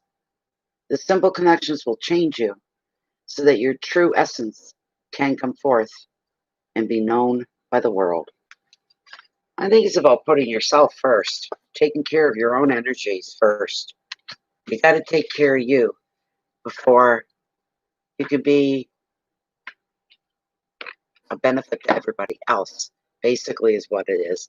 I think, Mary Jane, you were the last. You were the last one for the moment, if I'm not mistaken. Yes. That's all we have at this moment. Check the other files just to make sure. Yeah, that's a good thing.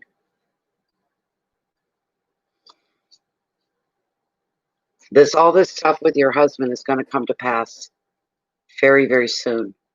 Anyways, eventually it's all going to come to pass. He is going to feel better. Probably take 2 months, maybe, somewhere's in about there. 2 months or so.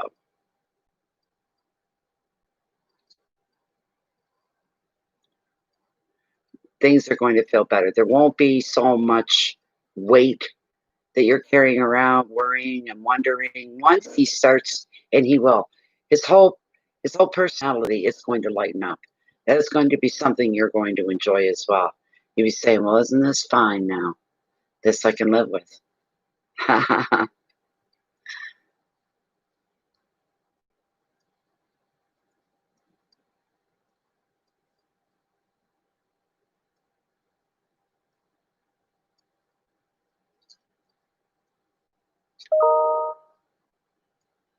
I'm just moving everything over is what I'm doing.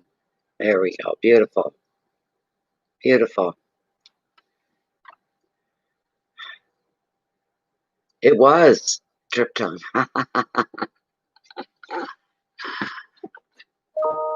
Maybe, hopefully, you'll be able to get all of him taken care of before you take your big trip with him. Get it all taken care of. Don't wait. He'll enjoy it more if his system is cleaned up of what is wrong and he's being treated. He'll enjoy it a lot more as well. If you go before he gets back on his feet again, that could be a very long, challenging trip. A bit of a downer and a bummer. I don't know where she went to. I don't know if she's still here or if she's gone. I was going to do her next. Where you at, LaShea? Sure, Coralie, go ahead. Hi, Coralie, I'm glad you're here. It's nice to see you. LaShea. She's got kids and stuff at home, so she's probably LA.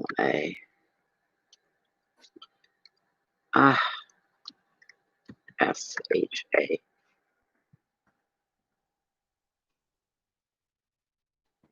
Uh-huh.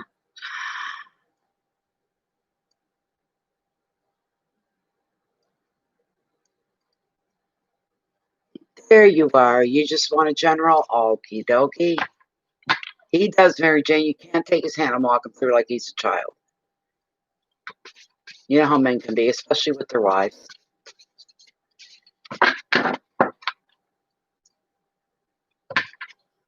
If he's let go too long, he may end up needing insulin for a while. He wouldn't like that. I hope it's diet controlled. The boys are with their dad. You've got the house to yourself tonight. How lovely.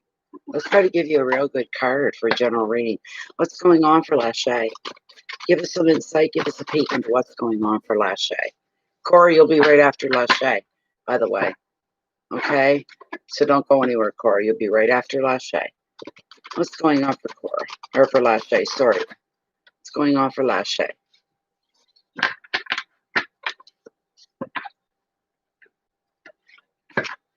Bring her whatever she needs to heads up on. What to look out for, what to be aware of, what's coming at her, what's leaving, what's ending, what's beginning. You're welcome. So welcome, Mary Jane. Your reads are never boring, are they? They're never boring. Here we go, LaShea. Let's see what's going on with you. What? Say what? Come on. Oh, I think I've had this for you before, LaShea. I really do.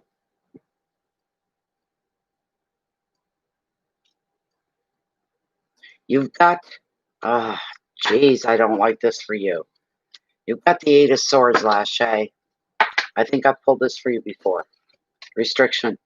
Would you stay? Restrictions. That's what we have here. That is what we're dealing with. Restrictions. It just gives me feelings of frustration. It's showing me and telling me right off there's some things you want to move forward with, some things you want to carry through with. And it's a wait and see. It's hurry up and wait. That kind of a situation, hurry up and wait. Oh, I don't like this at all. Not for you, LaShea. I really don't like this for you at all. Good to see you get some good cards for change. Because it's an 8, it brings up that there's change. This 8 sees you on the brink of that change because you're realizing the way that you're being restricted by your circumstances. This could be restrictions at work, in relationships, or even on something that you're working on.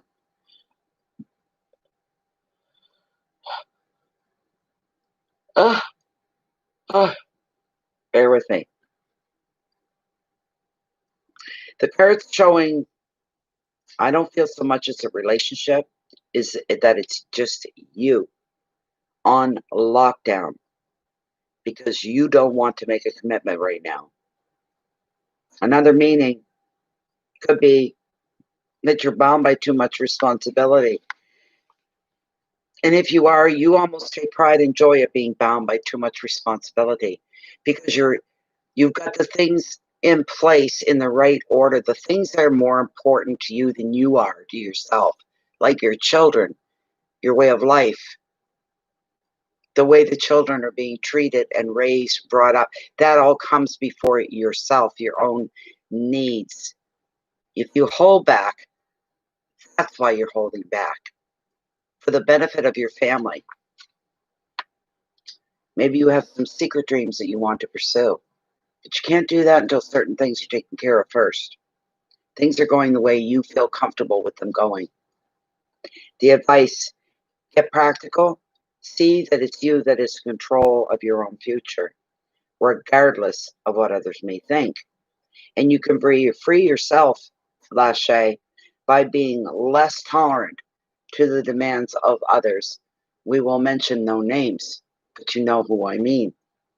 Keywords, separation, fear, burdens.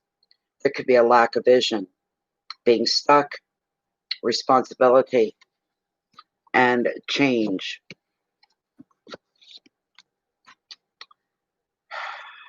I really don't like this next card.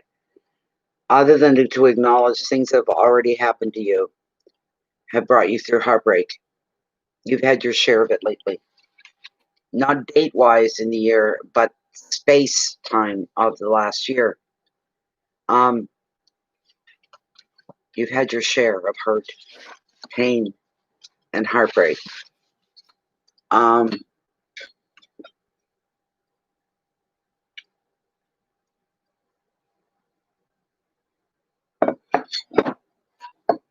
Some of the heartbreak is caused by the situation with your daughter. That's just what's going through me over and over and over again. So I'm going to go with that because that's what I'm hearing. But this 3 is definitely the heartbreak card of tarot. The good thing about it is it's not a major arcana. It's a minor arcana card. It signifies a transient change that you are going to process. And you know what? Once you do, you'll begin the healing from it. It often arises to reveal relationships, disappointments. But the positive side of this card is there's going to be some revelations. When there's revelations for you, it's like a light coming on. You're being shown everything. Then everything starts to make sense. You're going to know where you stand because you're going to be seeing the truth. This 3 can also signify stress symptoms such as anxiety and such as fear. Those are obvious. Just for the little bit that I talk to you, that's more than obvious. I don't need the cards to know that. The advice: feel the pain, see the truth of the matter. This situation, whatever it is, this has all happened for a reason. You just can't see it yet. You're not meant to see it as of yet, but you will. Keywords are heartbreak and sorrow, betrayal, loss, affairs of the heart, breakup, and tears. You've been there too many times to count on all of that. The next card that I pulled for you is going to give and instill maybe some hope, which is what you need right now. And I'm glad to see this card. And I did not pull it deliberately. This is what came up for you. This is spirit, and the universe is talking to you. You have a 3, and the 3s all represent a lot of movement, a lot of activity going on within your life and around you, and you're part of with the 3 of Wands. This card brings you energy. It also instills enthusiasm to all of your activities. In love, it predicts a new relationship and celebrations. There could be some weddings or engagements that are going to follow. This 3 is also a brilliant card for travel. Maybe not in this moment, but it could. For the arts and sports as well. And showing a dynamic attitude, that's going to get great results for you. You may find yourself taking an unusual approach to a dilemma or a situation, and you could find, you probably will find an ingenious ways to problem solve and to get your message across to who you want it to hit. The advice: you just think laterally. Try new ways to fire your communications, your creativity, especially when it comes to your children, especially your daughter. You have to find new ways to communicate with her, things that will make her listen and maybe see you for the first time. She may have an awakening moment. Keywords are travel, relationships, weddings and originality, success, the arts, and sport. I have no idea what that is all about, but hey,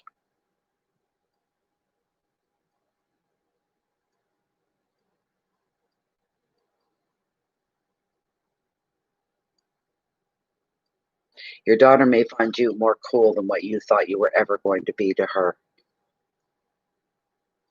Not be a parent right now may be the furthest thing you think you're ever going to see or deal with. Not traumatizing, no, absolutely not.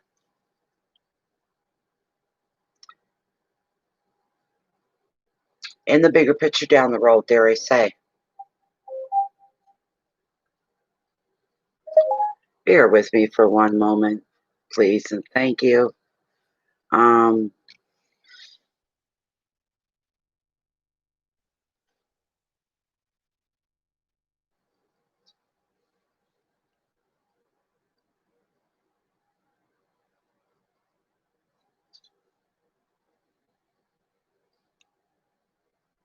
Okay.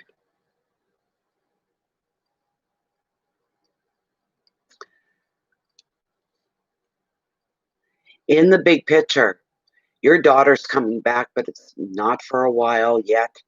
But your daughter is coming back. She's going to become a part of your life again, and she will come of her own free will. It won't be over anything that you're pushing. You don't place no expectations on her.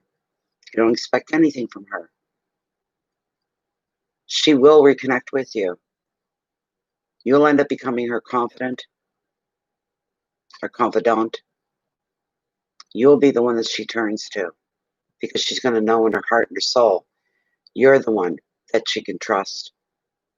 Truly. You just need to become cool about most of the stuff that's going on. Let her know whenever she's ready that the door is always open for her. The last card that I pulled for you is a beauty. It's gorgeous. It's gorgeous. Hell yeah, it's gorgeous.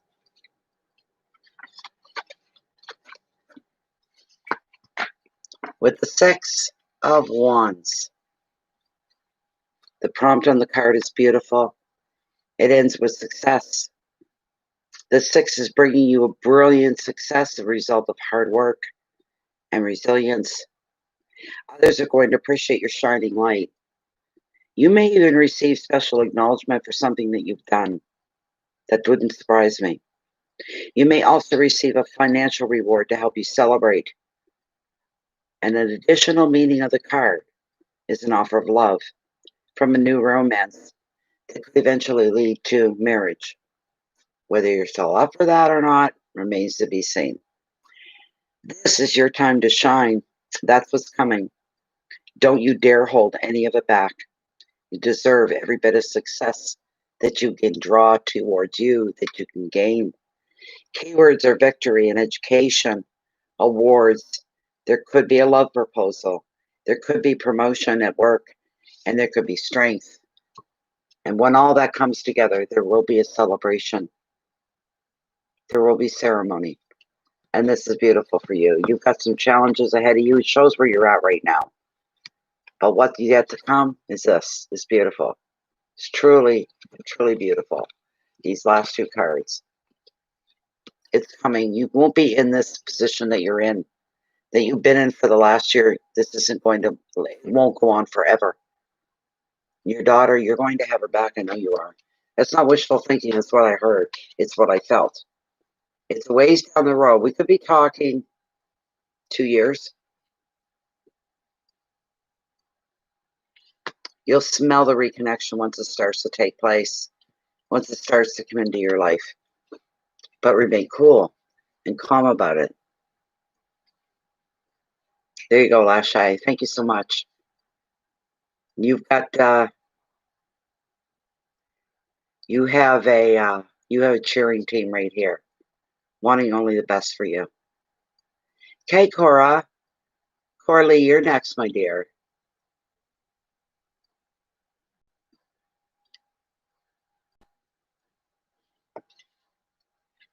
You're more than welcome, LaShea. It's always a pleasure. Always. You go ahead, Cora, with your question. Mary Jane and I are going to light up another smoke. Okay, we'll be patient and wait for you to type. Go ahead. The floor is yours.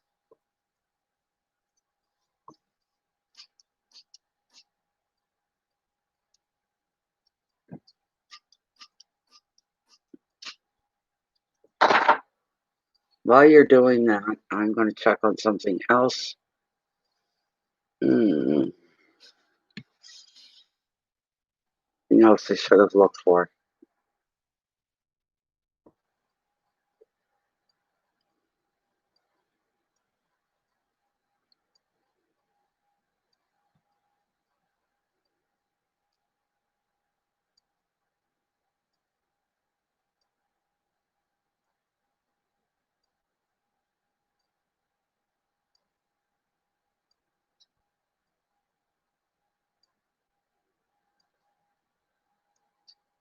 Okay.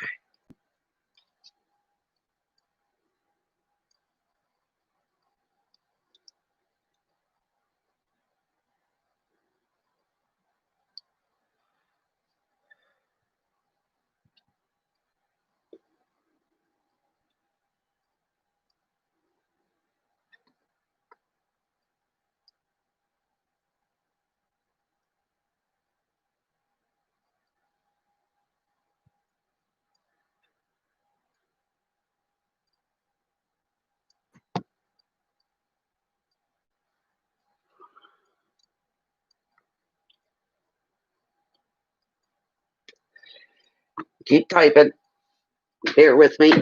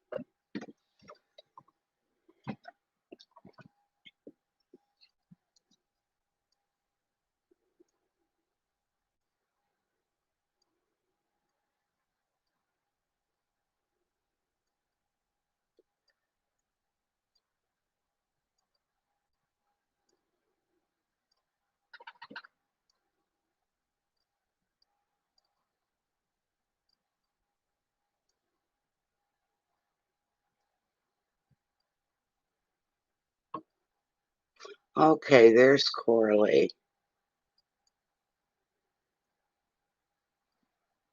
Should I have a conversation with Morris about him keeping the distance with me and his family? I want him to know it is something I want because how much I love him, or should I hold off? After COVID, I'm on the fence. Uh-oh. Is he... Oh, never mind what I think. I just feel your frustration. I get all kinds of thoughts. That he's being an anal a-hole is what he's doing. That's the final step. What's holding him back, Cora? That's the final step. Is his mom and his sister to know of your existence and your place in his life. That's the final step. You would have thought it would have been with his children. But for some reason, super frustrated. You've got so much patience.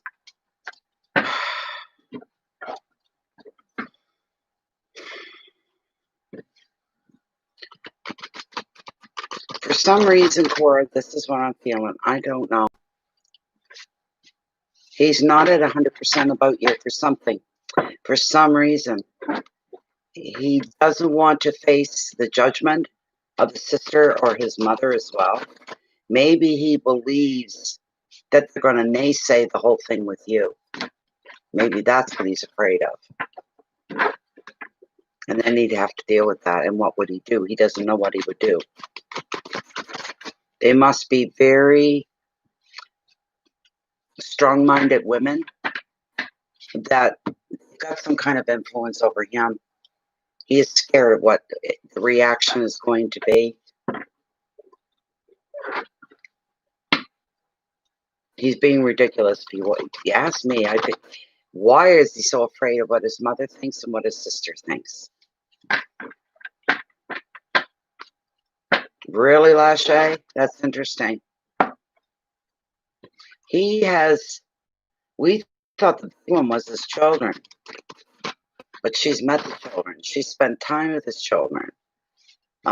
We thought it was all a done deal at that point. I guess we were all wrong. I guess we were all wrong.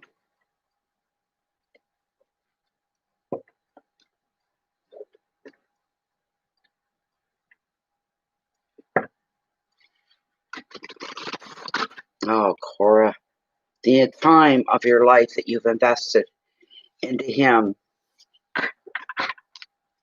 and to still be having these awful questions hanging in the air. This is horrible, horrible for you. To still be dealing with this. Good heavens. What is wrong with him? What's going on with Morris? What is going on with Morris? Give us some insight here. Geez, give us some knowledge. Give us some answers. We need to know. Cora needs to know. She's had nothing but a pure and open heart for this man. And their time together, their life together.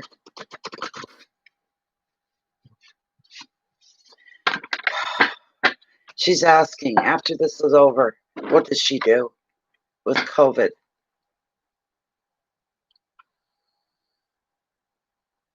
That's crazy. That's crazy. That is a lot like Cora's.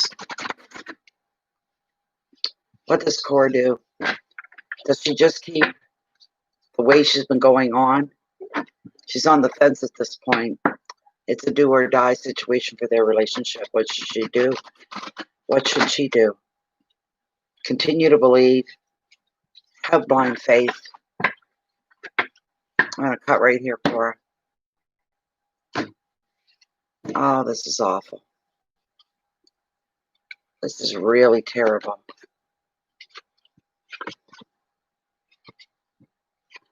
What does this mean? Come on. Okay, very first card is a 3 of Cups. That's the first card that's come up for you. 3 of Cups.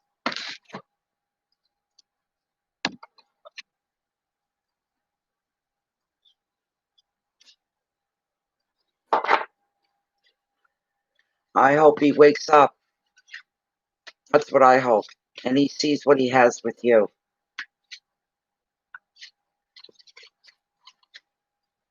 I almost feel like you're feeling like you're underappreciated, that he's not appreciating you enough.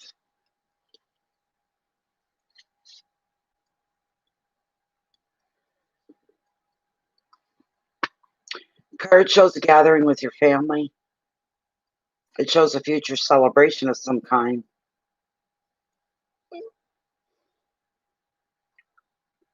The 3 here is also predicting weddings, parties, reunions. Precious time spent with the people that you love who make you feel like your true self in their company. It's very uplifting, very fun, and replenishing. If you're working on any creative projects, now is going to be the time for you to get into the zone. What that could be for you, I have no idea. The advice of this card is to be carefree and enjoy the company of those that make you laugh. Keywords are celebration and friendship, healing, fun, flirtation, indulgence, and creativity. You would think right there that that's the card that's telling you to hold on.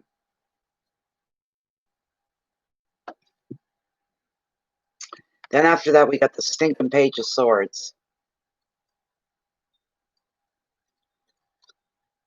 A lot of the East Indians are like that. They want their children to marry within their own culture, their own color, their own, you know, this kind of a thing.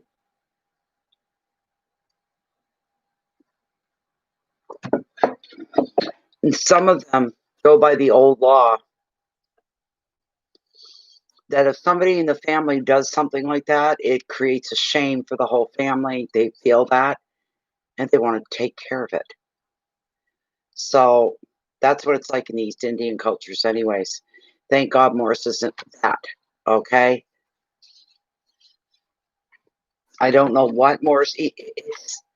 What, is he going to be seen on a lower level because he has a woman in his life? Because they're still friends with his first wife? That could have a lot to do with it. He wants to be seen as an innocent victim in it all. And if he's to cross that line, he doesn't look like an innocent victim. That's part of it.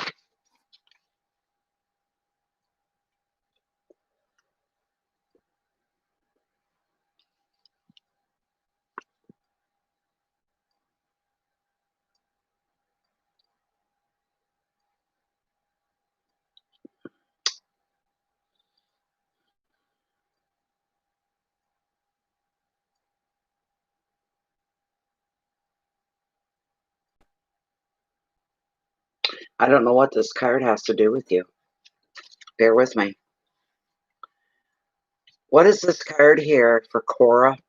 How does this apply with her Morris and the situation that we have there? You bring us some enlightenment on the Page of Swords. Why is the Page of Swords here?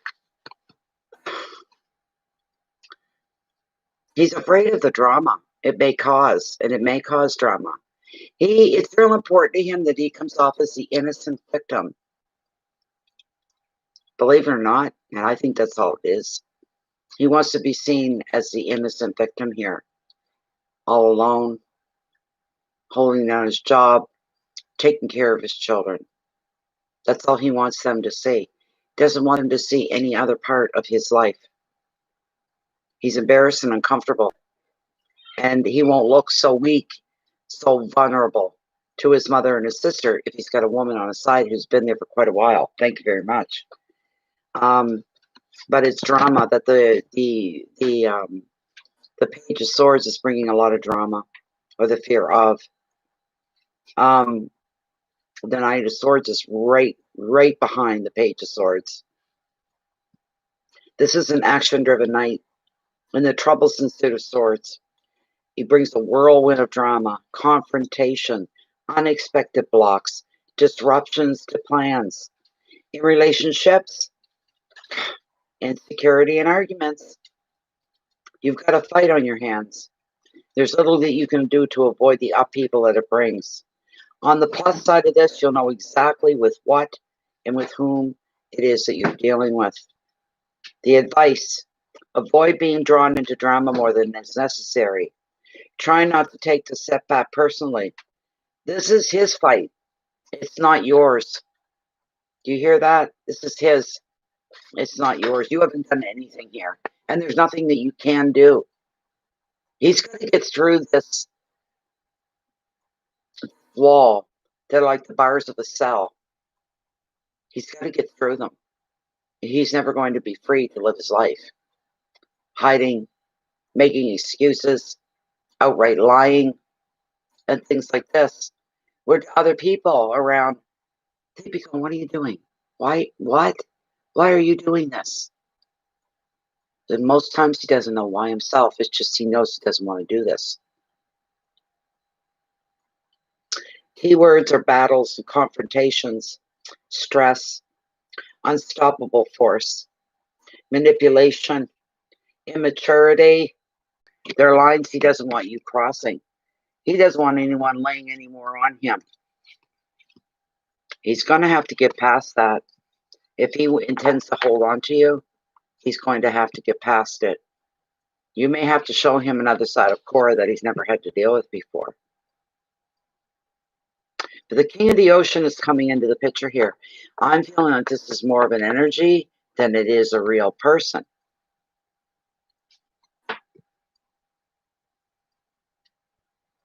Okay? It's a good card in a lot of ways.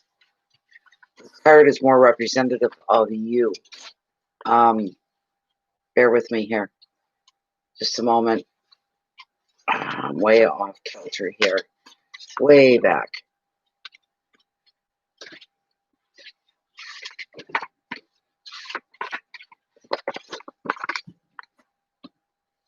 Oh, this is frustrating. Sometimes reading for you, Cora, is highly frustrating.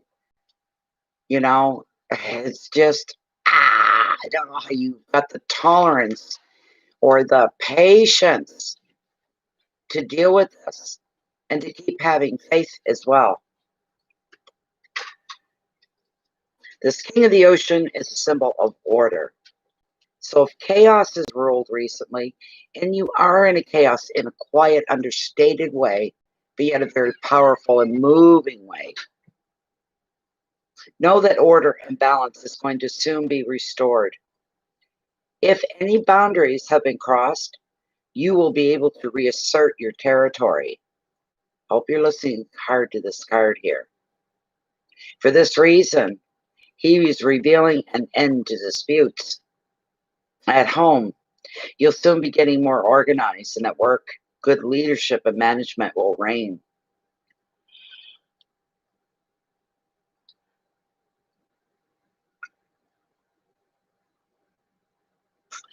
The advice: it's time to get your work, your finances, and your home in order. It's time for you to take control, to protect yourself, your own assets, whatever they may be. You have the power to do this, and you need to know that. All right? Focus, protection, wisdom, organization, authority, leadership, and boundaries. Let me read this again here. Your boundaries have been crossed. When he puts the walls up is what crosses the line here, not in a good way. But the card is predicting you're going to be able to reassert your territory and who you are. for this reason. And because when you do this, it's going to end the disputes that you have within yourself. You're going to be getting your shit together. And it's going to be a good thing. It's going to work in your favor. Getting everything in order. Getting everything in place the way you expect it to be, the way you want it to be. You may have to show him another side of Cora that even Cora doesn't know or to deal with, because you're normally not that way. But you're going to be telling him, okay, this is it. You know how I feel. There's no doubt. There should be no doubt in your mind, Morris, how I feel about you, about us as a family, your children included. You know this. Anything that you're sure of in your life, you know that it's me that loves you, respects you, upholds you, has your back. Now, you've got to do something for me. Shit or get off the pot and leave. It's your choice. At least there wouldn't be any more questions. Yes, he may walk away. How much you want to bet he'll be back? He will be back. How much do you think another woman would put up with this? Because it's nothing personal. You're just a woman. The other woman. Even though you're not another woman, the other woman. You are not that. You had nothing to do with his separation, his breakup, his divorce. You had nothing to do with any of that. You came in after the fact, and you stood by him all this time while he hides you like some formidable sin he's committing. Now, makes him look like he's not the innocent victim. He's not the vulnerable one anymore. Very much. I know that. The last card you got was a good one. It's a good repetitive card for tonight. Another small, little insignificant 4. It seems that, what can it do? It's only a 4. What can it do? It can do a lot. Reward. This is beautiful for you. This is a beautiful, beautiful card for you. Absolutely beautiful. Bear with me one moment.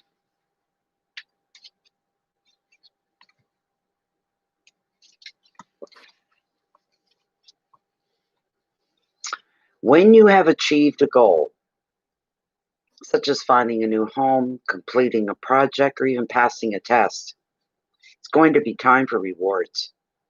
Holidays, socializing, love, and trips away are all featured in this very happy 4. This 4 is which is going to be bringing you some leisure, some fun, some freedom. The only way you can enjoy that is if Morris is by your side, and I realize that. It's also time to get back in touch with your own inner child. Celebrate the joy of life. You'll be finding contentment within. You'll sense the closeness of your spirit guides. And another meaning is reflecting on some very happy memories. Be carefree while you can, and replenish your mind, your body, and your soul. You deserve this. Keywords are balance, love, contentment, freedom, openness, travel, and a new home. And I believe that's going to be your home and Morris's as well. Because I feel that he is going to come back. He's going to come across, no matter what happens between now and then. You're going to be laying down something. I can't tell you what to do. I can't rule your life.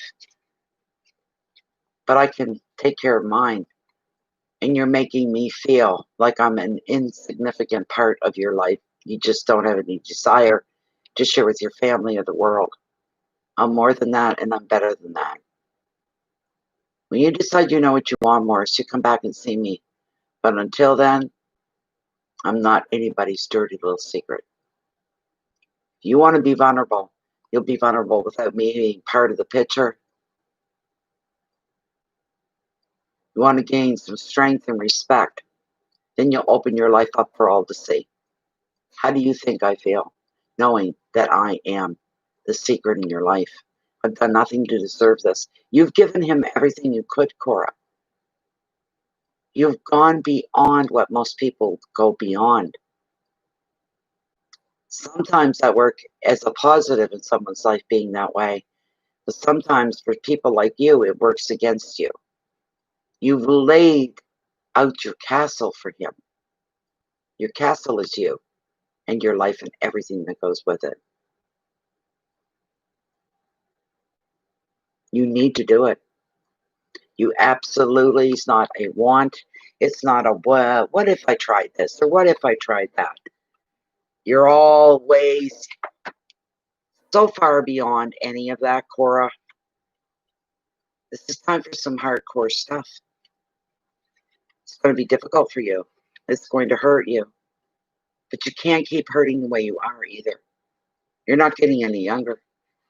You want to start enjoying life together. Not sneaking, not hiding, not holding back. You have been. You've given them everything a woman can give to a man and then some. After what you've been through, where you've come from, what you've gone through, which is mind-boggling in itself. And you're still coming out the other end in one piece. Maybe you weren't for a while, you were broken. But you've gotten yourself back together for what? To deal with this? Tell him he needs to take care of his insecurities. And if he comes back to you, he has to come back to you whole at 100%. That's what you have to do. Just tell him you're free to go. You don't owe me anything. Go do what you got to do. You decide to come back, you need to come back as whole at 100%. I'm accepting no less. It's just that simple. You're not going to accept any less. Not going to happen. Not going to be. Oh my God, Cora. Do you want me? I'm going to pull you a mermaid. An oracle of the mermaids. And let's see what comes up for you.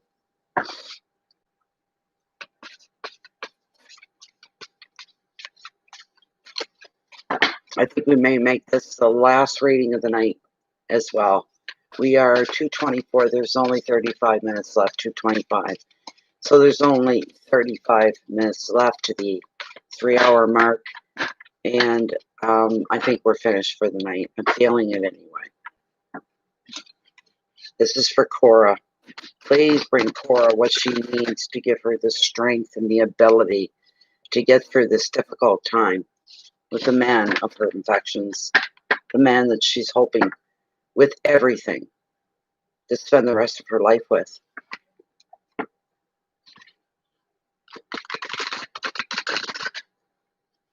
Bring Cora the message she needs to hear. Please, please, please. Cutting right here. Get my glasses back on.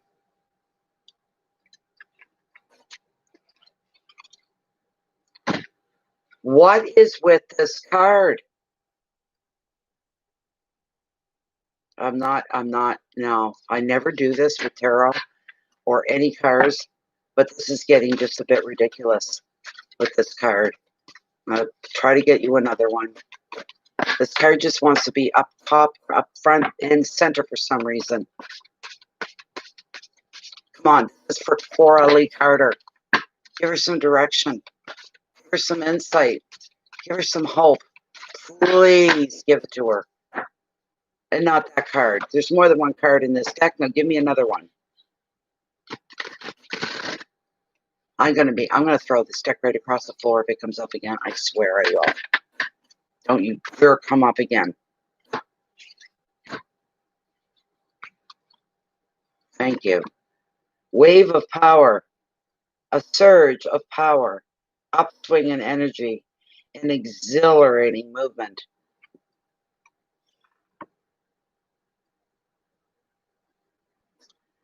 Card number 42. Yes. Way at the back. 45, 43. Come on. 42. The wave of power. It is time for you to seek out and optimize the power of natural cycles. As a great wave of power is gathering, and instead of being a voyeur as it passes by, watching and observing, as you have so often done, you can now catch this wave, rise up high, find yourself traveling and moving at a great pace through the many changes that you've long sought to make. Boy, is that ever true.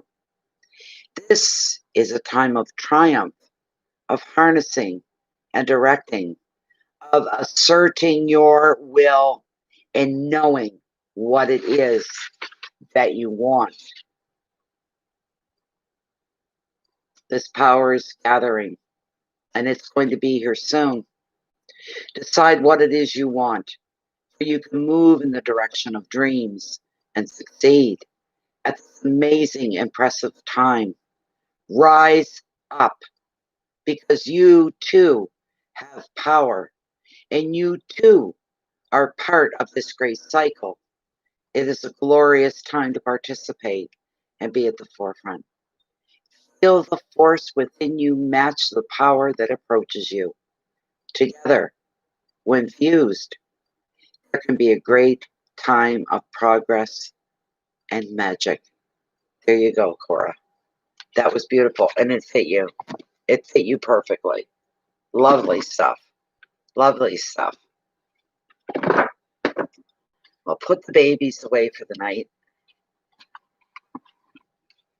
Tomorrow it's going to be a bit nerve-wracking, but it's going to be worth the trouble than the work that I have to put in. I just hope I can get everything back up and running before the day is out tomorrow. That's what I'm aiming for, but dreading it all at the same time. But these are things that have to be done. That's for sure. There we go. There we go. Cards are put away. The night has ended. There we are.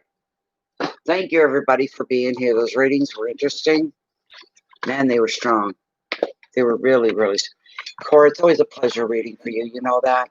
You never have to thank me. I just know that in the end, that's what it's going to come down to. It's going to be one of the hardest things you've ever done. But you've certainly done tougher things with your first marriage. That was the hardest. This is going to disturb you as well, but it won't be as bad. It won't, as it was with your marriage. Excuse me. Ah, you don't deserve to be going through this. You really don't. But the longer he is left to just do of his own ways, his own devices, he'll keep doing it indefinitely. It could be 5 years from now, and you'll still be going on about it. What am I going to do? When is this going to change? It's already been a couple years. He's had more than enough time. More than enough. And as long as you aren't placing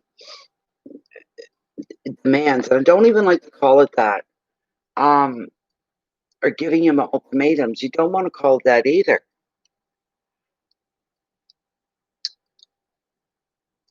You need to put you first, your needs first, your wants first. There you go. There's a thing. See, moving in together, getting engaged, getting married, making a final commitment, none of that's going to happen while he's got you off tucked in the closet somewhere. You keep putting it off indefinitely. He figures you're going to take it too, because you've taken and put up with so much. But everybody has their limits. You did not come through a horrible marriage and go through the pure hell of all of that to end it. And you went through hell just to end up like this? That's not right. And it can only continue this way if you allow it to continue this way. All we can do is hope and pray that if he gets his back pushed into a corner and you're the one doing the pushing,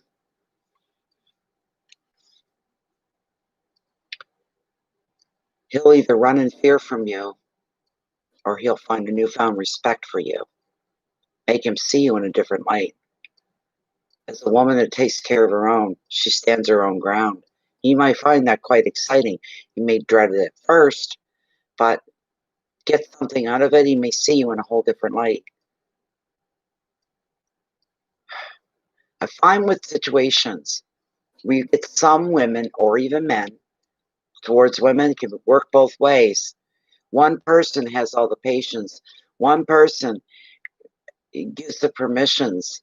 One person never stands in their way.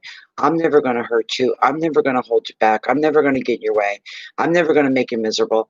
I'll never make you do things you don't want to do. But blah, blah, blah, blah, blah. It's too passive. Way too passive.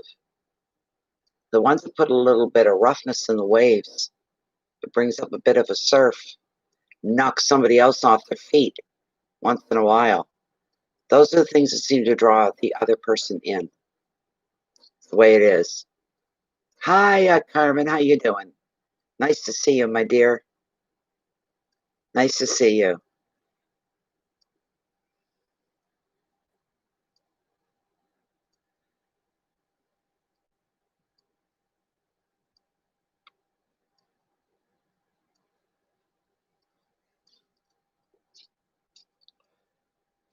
I'm glad it's not. I would rather be alone. See, I'm alone. I'd rather be the way I am than be with somebody like that.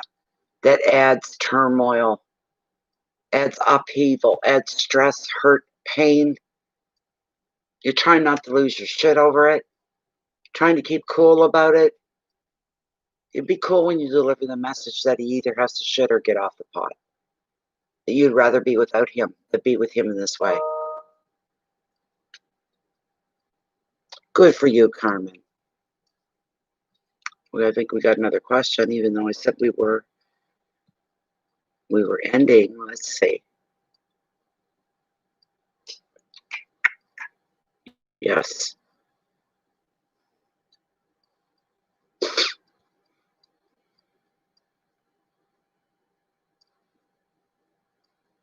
Kimberly Cardenas.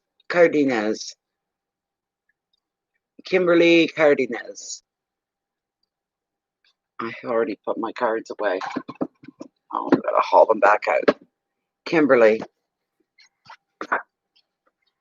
Okay, and yours will be the last one, okay, Carmen? But I have a Kimberly Cardenas.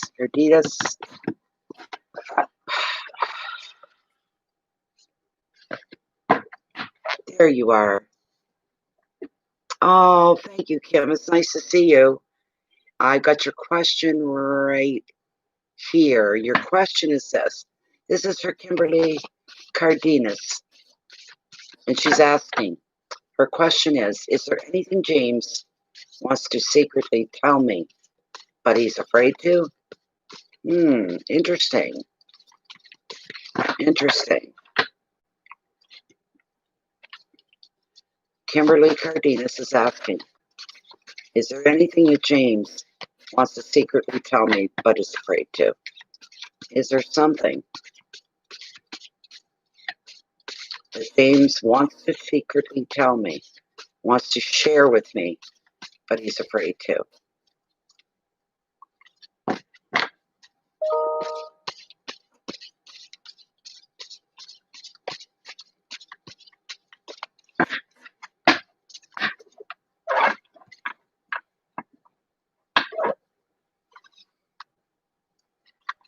Bring some advice, enlightenment, and direction. Kimberly, as far as James is concerned. See, howling onto a secret. He really wants to tell her, but just can't or won't. What is going on here for Kimberly Cardenas?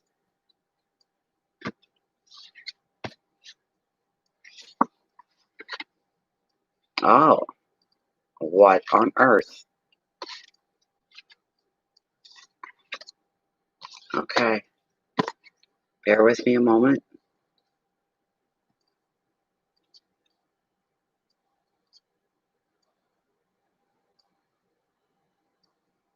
Carmen, you will be right after Kimberly. I just got your PayPal. Okay. don't know why. Maybe it'll come.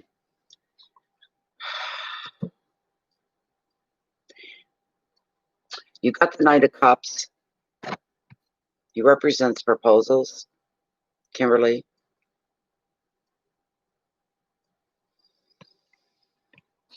This is not a bad person, the person he's representing, which would be your friend, James.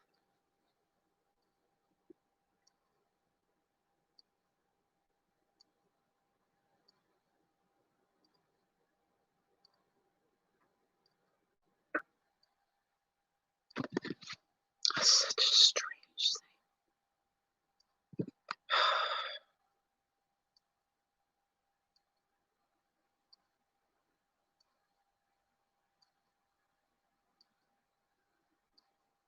Something about himself that he's holding back on.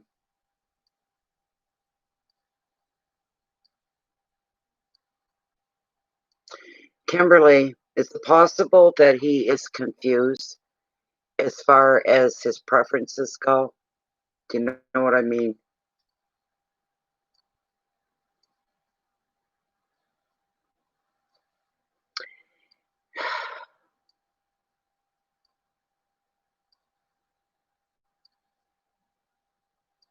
He wants to open up, but he's terrified to.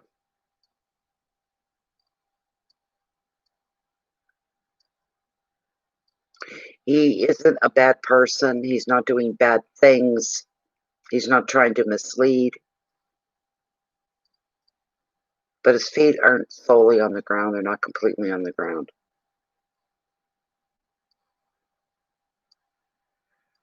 Oh, God.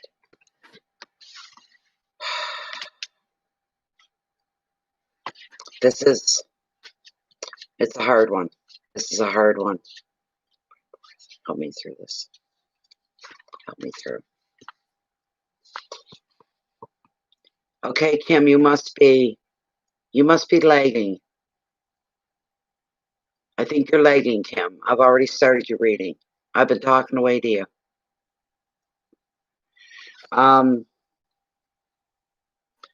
This is a rather romantic and a very idealistic man.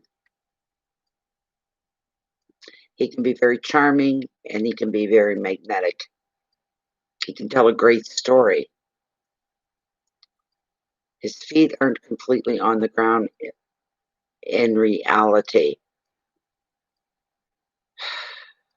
So it needs to be asked if his ideas, his schemes, or love offers even stand true. He may not even seek to deceive you, but the guy's not a realist. He's more comfortable with fantasy than he is with practicality. His words could be captivating, but meaningless in the real world. And one thing you cannot trust him on is to be consistent. The advice of the card: you judge by actions rather than his words. It's worth seeing his person's intentions before you go along with anything that he presents to you. Offers and dreams, illusions, imagination, fantasy, love, and infatuation.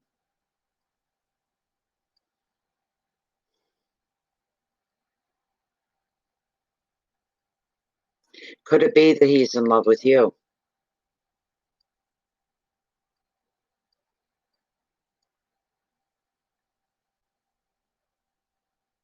Maybe he feels you won't take him seriously. That could be part of the problem. She's really lagging bad.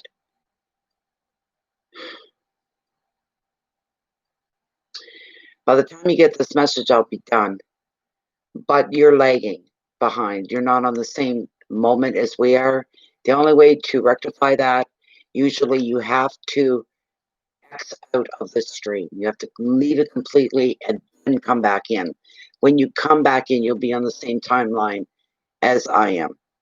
That's the only way.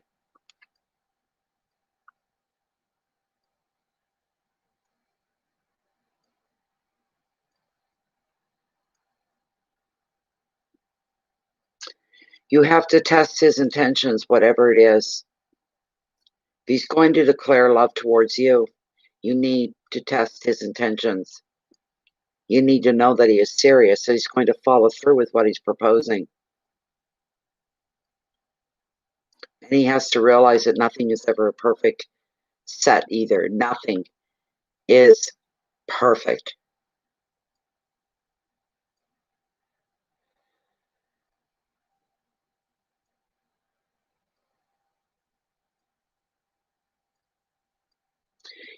I'm advising you here, what I'm hearing for you is you need to take it slow. Kimberly, you have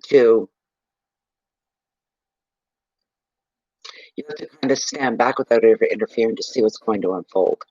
That's part of this. He may be wanting to declare love,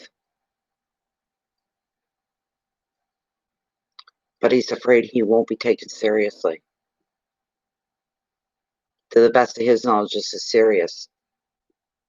Even still, you have to sit back a while and let things unfold for you. But you know what?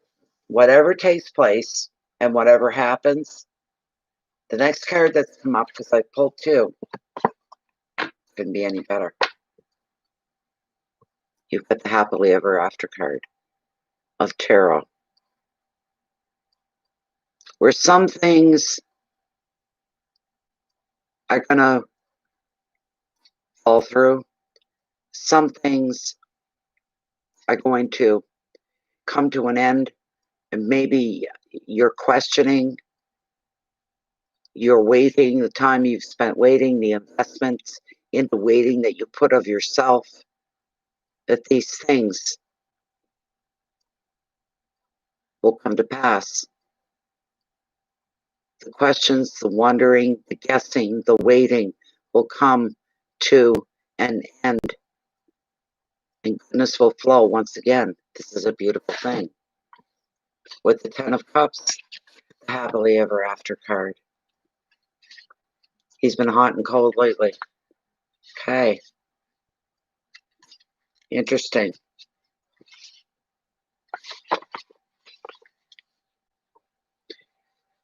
Love will grow and bonds will deepen in romance, while your social and your family connections will grow and they will thrive. Anything that you do with others is favored now. This is celebrations to team sports even. Any old disagreements are going to be overcome in the spirit of togetherness. Children will thrive. Your home is going to be a hive of activity. Equally, you enjoy prosperity and work success. Another meaning of the 10 could be finding your dream home, having a family. The advice, you can feel blessed for the life that you have. Your time has come to celebrate, and it will come to celebrate. Keywords are family and love, weddings and home, security, children, celebrations. I am confused at this reading. I'm very, very... Hello, it's all Love ENT. How are you? Welcome.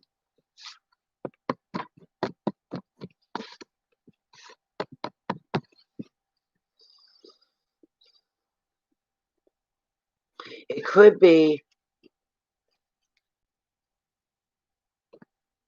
that he's feeling the pull and the expectation of the next step of your relationship. And he has a struggle with it himself.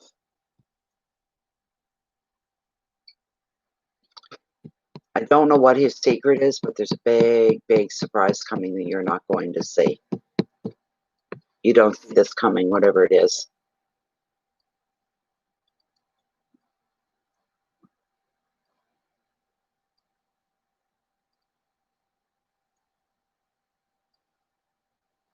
I have to, because it's just it. The minute I turn the card over, this is going to sound stupid. I hope I'm wrong. I've known to be wrong. Spirit's never wrong. Is there any chance that he is bisexual? That he has some gay tendencies? Is there any possibility of that? I don't know where that's coming from, but that's what's coming up here. That maybe he's not revealed his true self to you as of yet he knows what should be, in a perfect world, what should be happening next, which is to connect even deeper with you. And it's making him uncomfortable and annoying. But all of this, whether he comes or goes, stays or leaves, I don't know what's in between here. I got nothing in between to break this. But with the 10 of Cups, you're going to be okay. Everything's going to go in your favor.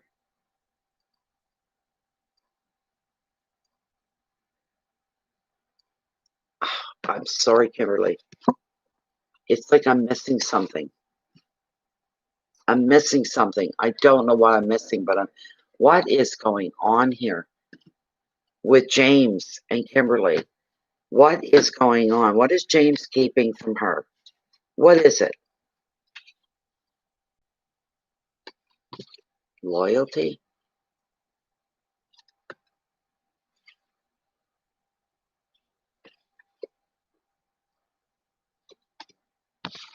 Loyalty is another card that I pulled. I just pulled it. It still doesn't make any sense to me. It's not adding up. Something's missing here. I don't know what it is. I'm not liking it. I'm finding it very frustrating. What the heck is it?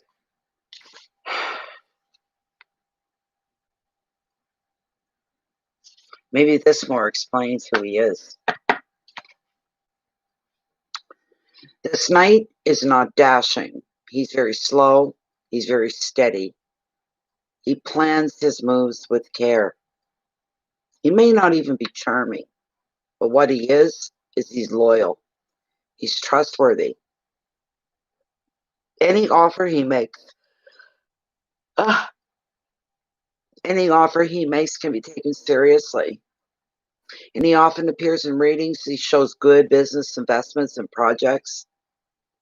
These things have good future potential. When it comes to property, he's associated with choosing the perfect home.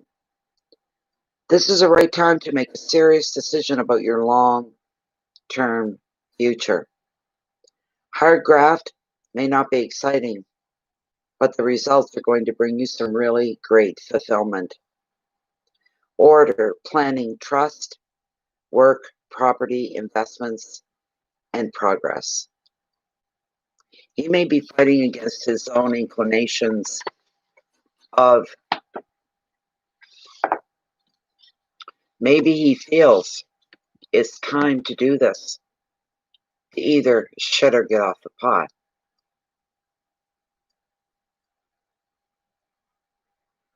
I'm at a loss, Kim. I'm at a loss. I love that you got this card. I love that you got this card. Focus on this more than anything else. Let him come to you when he's ready to come to you. Let him be open with you when he's ready to open to you.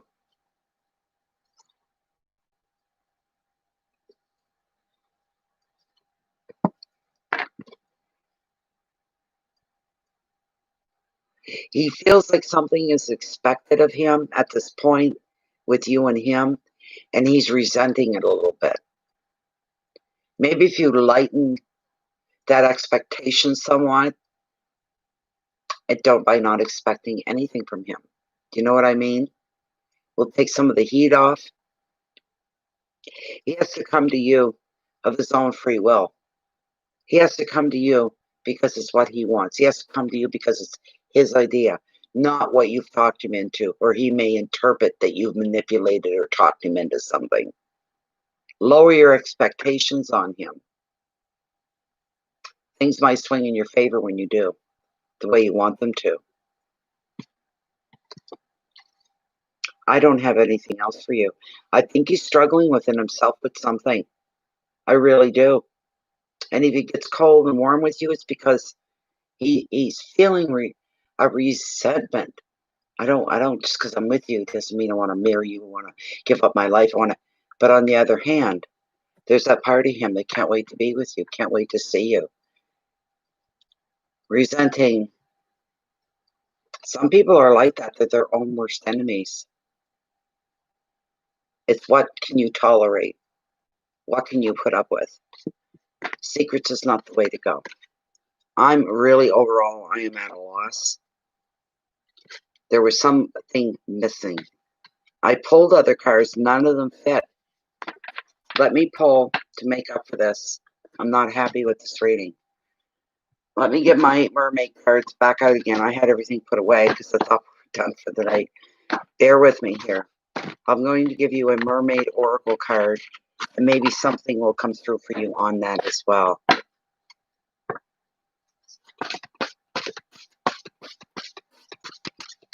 This is for Kimberly. Oh, please give Kimberly some guidance and some direction. Please, please, please, please, please. I'll make this up for her. Please touch the right area. Please, please, please.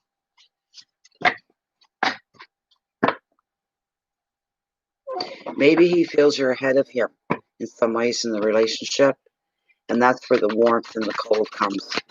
He's telling you he doesn't want to leave you, he doesn't want to give you up, but he doesn't want to make a deep commitment as of yet. And that's why he feels the way he does at times. He's afraid to tell you that. I'm not ready for that next step. I feel that you are, Kimberly, but I'm not ready for the next step. This could be what's going on for him. And he feels like it's expected of him, and he doesn't like that. Can we just keep going the way we are? Things are great the way they are. He's feeling maybe it's that expectation. Doesn't matter what it is. Things are going to work in your favor. That 10 of cups does not come up for everybody. That's a magical card in itself. Homeland, arrival, a journey ends, establishment, building, settled. This is card number 44. It's almost the last card in the deck. Bear with me while I put this up for you. Bear with me. Card 44. Next one. There we go. Okay. Oh, very frustrating. Kim, I'm breaking out in a sweat here.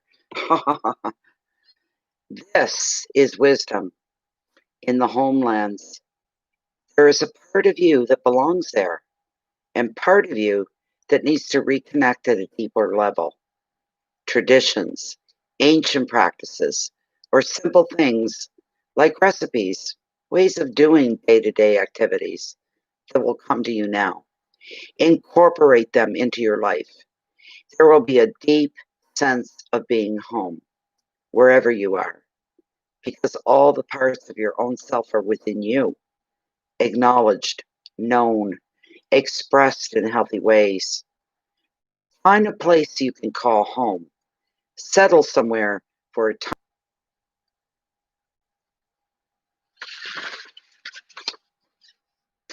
And make commitments to the place that you belong. You are part of it. It is part of you. You cannot separate from it without separating from a part of your own soul, your own deep self. Whether that makes any sense to you or not, I don't know. But this is very, very frustrating read. I'm not enjoying this at all. But I almost feel like that could be what it is. That you've been together long enough that he's thinking that you or others expect him to go to the next level. He's not ready to do that yet. He doesn't want to give up his freedom yet. He doesn't want to give anything up as of yet. Why can't we just keep going the way we are? I'm not ready to make that step yet. And maybe he feels that if he says that to you, you go, okay, well, I am. Goodbye. See ya. He doesn't want to lose you, but he's just not ready to make that commitment where you become his, to assure that you're not going to leave. That could be what it is. He's got other people saying these things to him. Well, how long are you going to go with this girl like this? Why can't you, aren't you guys going to hook up, maybe get engaged? He's feeling resentful about that. Why don't people leave me alone? And he wants to bring it up. That could just be what it is. It's something that's simple. But he doesn't know how to approach that. Maybe this is a subject that you could bring up and you could start and you could begin. I don't know what else to give you. I don't know what else to say. I truly don't. Okay, Carmen. Carmen is the last reading of the night. We're going to call it night after we read for Carmen. Going to be fine. How is our relationship going to go together after this? You here, Carmen? I hope you're here.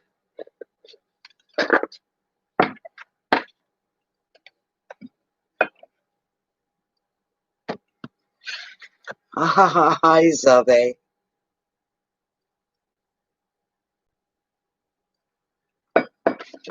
Oh, I don't want to drop my cards. Jeez. Carmen, where are you?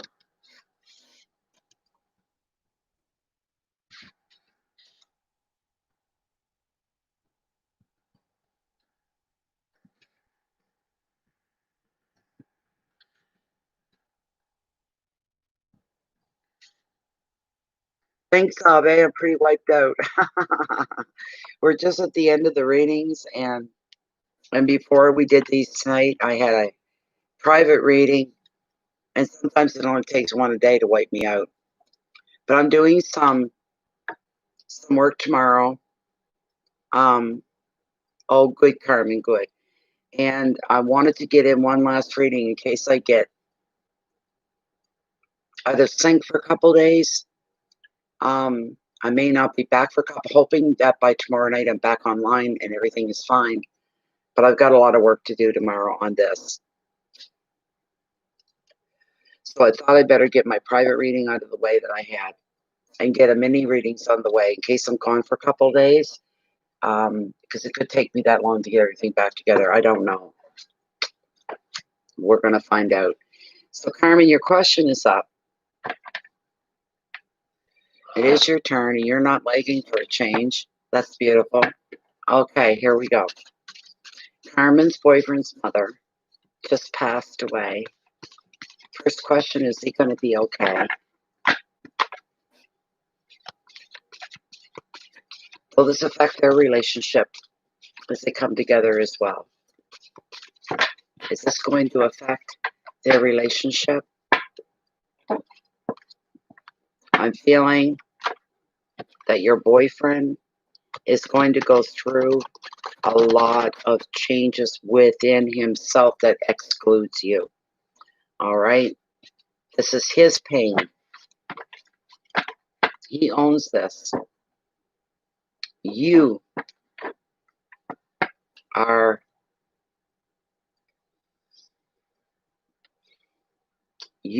going to be there for him. You're going to be there for him in an unfearing way. Oh, did you? Oh my goodness, Save. How wonderful is that? That's beautiful. Yay. From one photography nut to another. I'm happy for you. Oh my God, Zabe.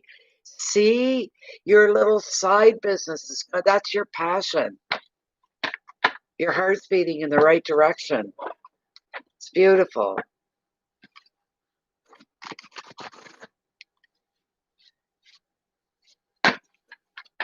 Are Carmen and her boyfriend going to be able to continue on with their life?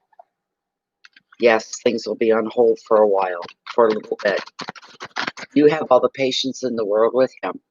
You tell him whenever he needs you that you'll be here, and leave it, Carmen, at that, just so that he knows. That's beautiful, Sabe. That, I'm just burning with joy for you. How wonderful! How wonderful! I'm so glad to see. Ah, you must be glowing, Sabe. You must be glowing inside. Saying this is the beginning. This is where it starts. It has to begin somewhere, and it's beginning. It's beautiful for you. I'm so happy. Okay, Carmen. He's going to be okay, I can tell you that. It will take him some time to get through everything, to deal with everything, before he gets his feet back in the right direction.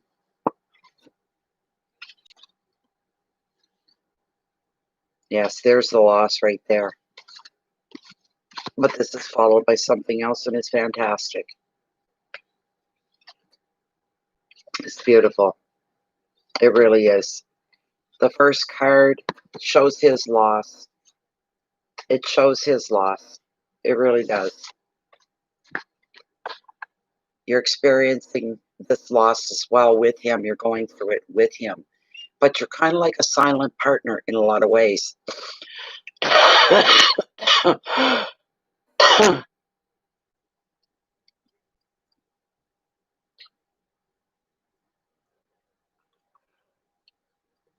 Carmen, you're his partner. But while he goes through the loss of his mother, you're going to be his silent partner. You're going to let him know you are there 24/7 whenever he needs you. 24/7. If you need your assistance, your opinion, your voice, that you'll do the best that you can for him. Tell him that. But you will not interfere in this process of death and release. That is something he has to go through. But if you are needed, if he needs you in any way, that you'll be there in a heartbeat. That's what you have to do. Become a silent partner until you're asked to be. Otherwise, the losses come in. And much like death, some things are naturally removed. No control over it, no say. Some things are pulled out, they're pulled away. It's all the process of life and death. It's something we all deal with at one point or another. He's going to go through his time. He needs to get through his grief. And you're to be the best thing that's ever happened to him through this. Show him your devotion, your unjudgmental devotion. You're there. You're his rock. You're his solace when he needs it. You make no judgments on him. None at all. Okay?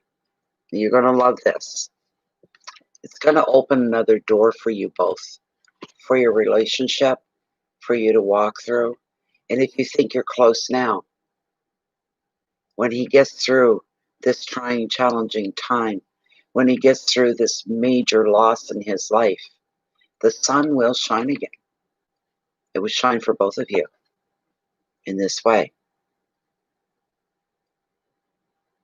This is your saving grace. This is your card. Oh, Zabe, I'm so sorry. What is with all these deaths? My goodness. There's so many people are losing their parents. This is terrible. But the card, the sun, le soleil. This is like two children that were lost and they finally found their home. You're going to come together like nothing before. This is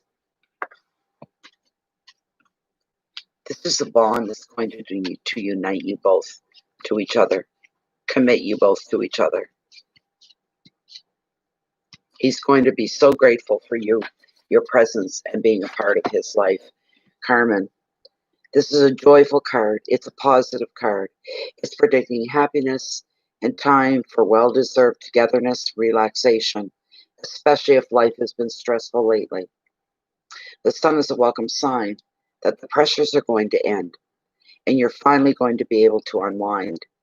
You may be spending time with children or finding your own inner child, but you'll be doing whatever pleases you, whatever brings you fulfillment.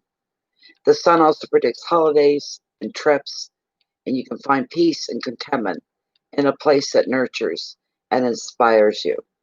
The sun favors creative pursuits as well. You may turn your attention to hobbies or even creative projects. Whatever you turn your attention to, it will thrive.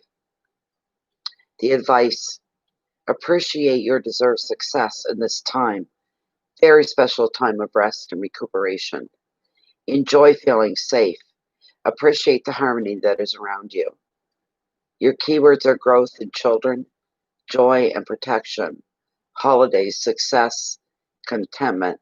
I see you too on some kind of vacay of where you get to let your hair down, let your guard down, let everything go.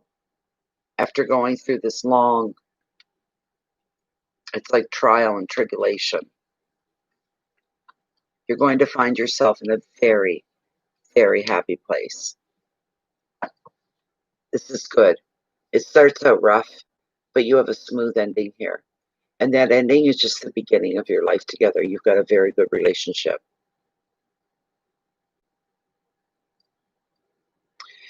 There, that's one way of looking at it, Sabe.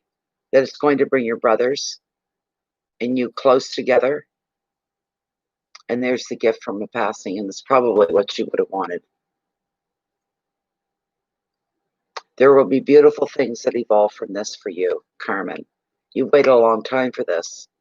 You're going to be feeling locked into that bond with him. You're very, very welcome. You just believe it. Be the strong, silent partner that's always standing in the out on the wings. When he turns, he sees you without condemn, without conviction, no matter what's going on or what takes place. You're in his corner. You'll bring him a sense of safety, of sense, of knowing whether he's questioning everything else, he does not have to question you. You will. You do. All you can do is love him in your silence and in your strength.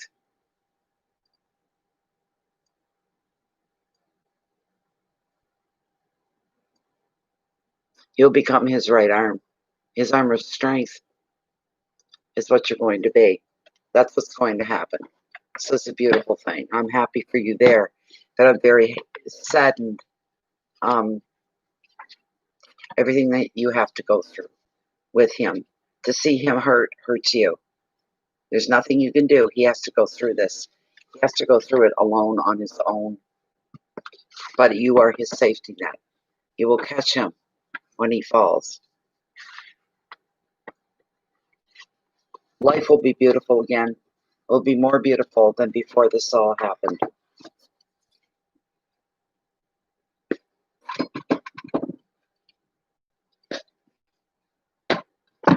And that is it for today. We are over the 3 hours. I didn't think that was going to happen, but we are over the 3 hour mark.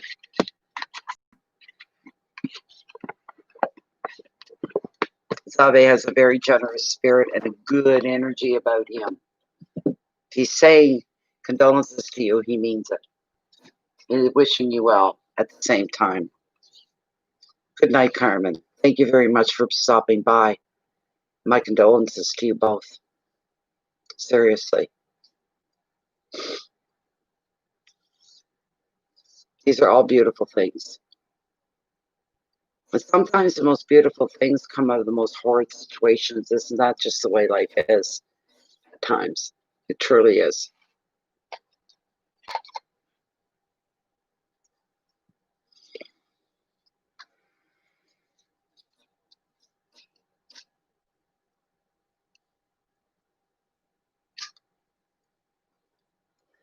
I got the help of the cards. The cards keep me in line. So the universe. I'm so happy for you, Zave. I'm feeling like a manic depressive here almost. A little bipolar, maybe. I'm going out of joy for you and down out of sadness for Carmen. Up and down, up and down.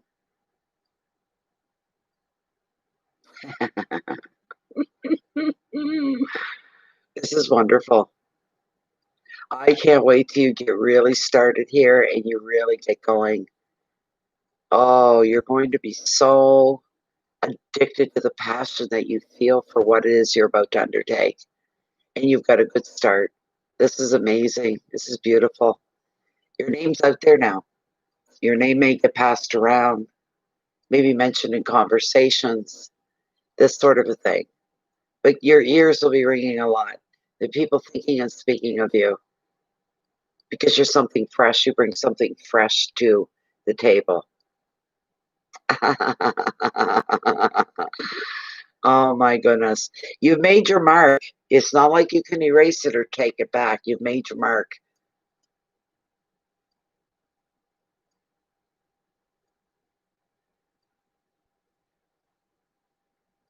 It's such a great thing. My goodness. I'd be a nervous wreck if it was me. I've never had any formal camera training. I have a friend online who's been a photographer for years and years and years. If I learned anything, it was from him. He's in Scotland. And when he calls, it's like, slow down, because he's got that thick, heavy Scottish brogue. And I say, Ian, slow down, slow down. So he'll speak very slowly to be more articulate. But I'm telling you, we've had more fights online and on the phone. And he'd be saying, look for this in your camera. It's like the F stops. There's no F stops literally written on my camera. They're on every camera. Don't tell me. Okay. So one day I got sick of him saying that to me. Your F stops are there. I don't know why you don't see them. I don't know why you're acting like you're blind as a bat. So one day I got out my little digital camera and I took pictures of every screen, every setting, and sent them all to him. What did I get back? Dead silence. I said, well, what have you got to say? Where do you see f-stop anywhere? I showed him everything. He said, your camera doesn't have f-stop. It has it, but it's not showing it. I said, thank you. Weeks we argued about this. I said, there, now this is one challenge we've gotten past. He said, I don't know what to tell you, except that you have to look at it in a different way. You have to transmute that in a different way. It's there. It's just not doing it in the traditional way, and I don't know why it's not on your camera. He said, it's a full-blown camera. It's a full-blown DSL. It should have all of that. But my camera didn't have that. Go figure. He thought I was crazy. That's what he thought. There were many things. And he would send me things like, what are they called? They're like a lens, but they're not a photographic lens. What they are is they just look like clear lenses. You put one on, and let's say you've got basically a yellow sunrise. The whole sky is yellow. And you want to tone that down to soften it. You would insert a certain lens over your lenses. What the heck do they call them? I forget now. Some are pink, some are blue. You put these over your lens.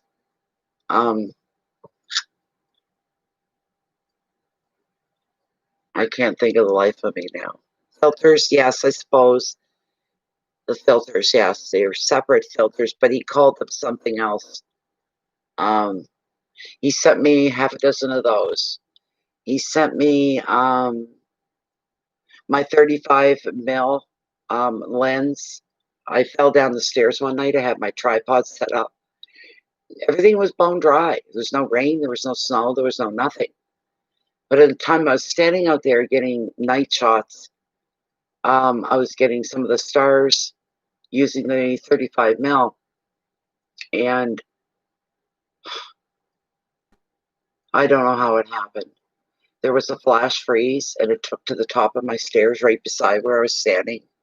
I had my camera with the long 75 mil lens on it, and I had a hold of the tripod. I went to do something, I slipped, and I didn't let go of the friggin' tripod. Down the stairs we went. Boom, ba boom, ba boom. Ba boom, ba boom, ba boom. Smash. And all I could think of through all the pain and the feelings, my lens, my lens, my lens, my lens. So it was the 35 to 55 mil. Um, he sent me another one and it didn't work. So I've got two in the house that don't work. Always was sending me stuff for the cameras. I said, hey, anytime you want to send me like a 400D, you know, but he is so talented. He goes to the airport a lot where he lives. He's got some incredible, breathtaking shots of the planes leaving, landing, visiting. The snowbirds were there. A Canadian, what do they call that?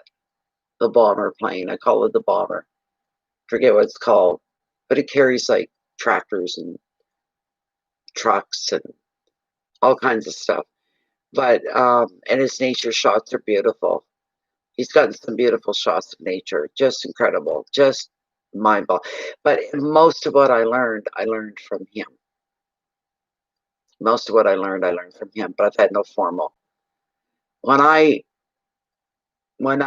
set my camera up, I lined it up for something like a sunrise or whatever. I get everything ready. I go by instinct more than anything. I've gotten some incredible pictures saying, I can't believe I got this picture. I can't believe I got this shot. Eagles, peregrines, the whole 9 yards. I actually, and this is a shot that most people said, I would kill you if I was there. I wouldn't go down and interfere with what I was witnessing. We have the cove down below me. There's the beach, the cove. In the middle of the cove is like a small mountain that gets buried up by the highest tides. I looked one day and I was looking through the binoculars and there was an eagle sitting on top of this. An eagle. It's sitting there. She was preening. It was a female. She was preening and killing, you know, the whole bit. Then another eagle came along. As soon as the other eagle landed, she did the pointing her head to the ground like this. This was her head. This was her rump. She was doing that typical pose. I said, oh my God, that's a male that landed there. Oh my God, they're going to mate and I'm going to get to see it.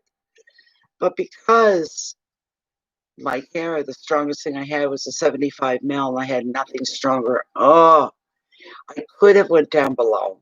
I could have stood on the beach and gotten, no pun intended, a bird's eye view of what was going to take place. I did get some pictures. And not the best. Not the best because of the distance. But I stood there and I got pictures and I watched two mates, two eagles mating. Eagle porn.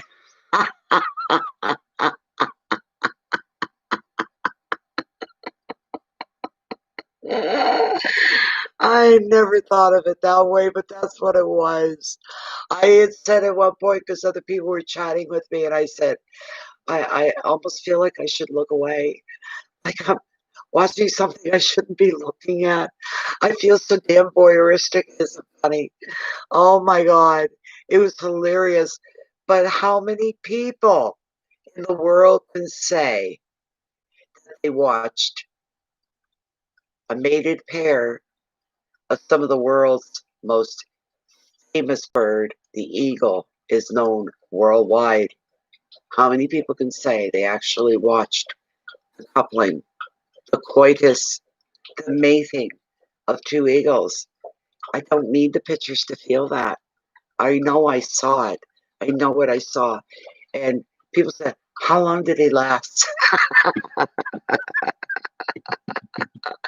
And I figured it out by going from frame to frame to frame. I said, oh my God. He lasted like 17.2 seconds. That was it. She leaned forward for more. He jumped on, he gave her more. And then after that, he jumped off and he was like preening himself. And, you know, the wings are blowing out and she's still shaking. Head down and her butt is shaking. He wasn't giving her any more. That was enough. But he landed all of 17.2 seconds like Joni.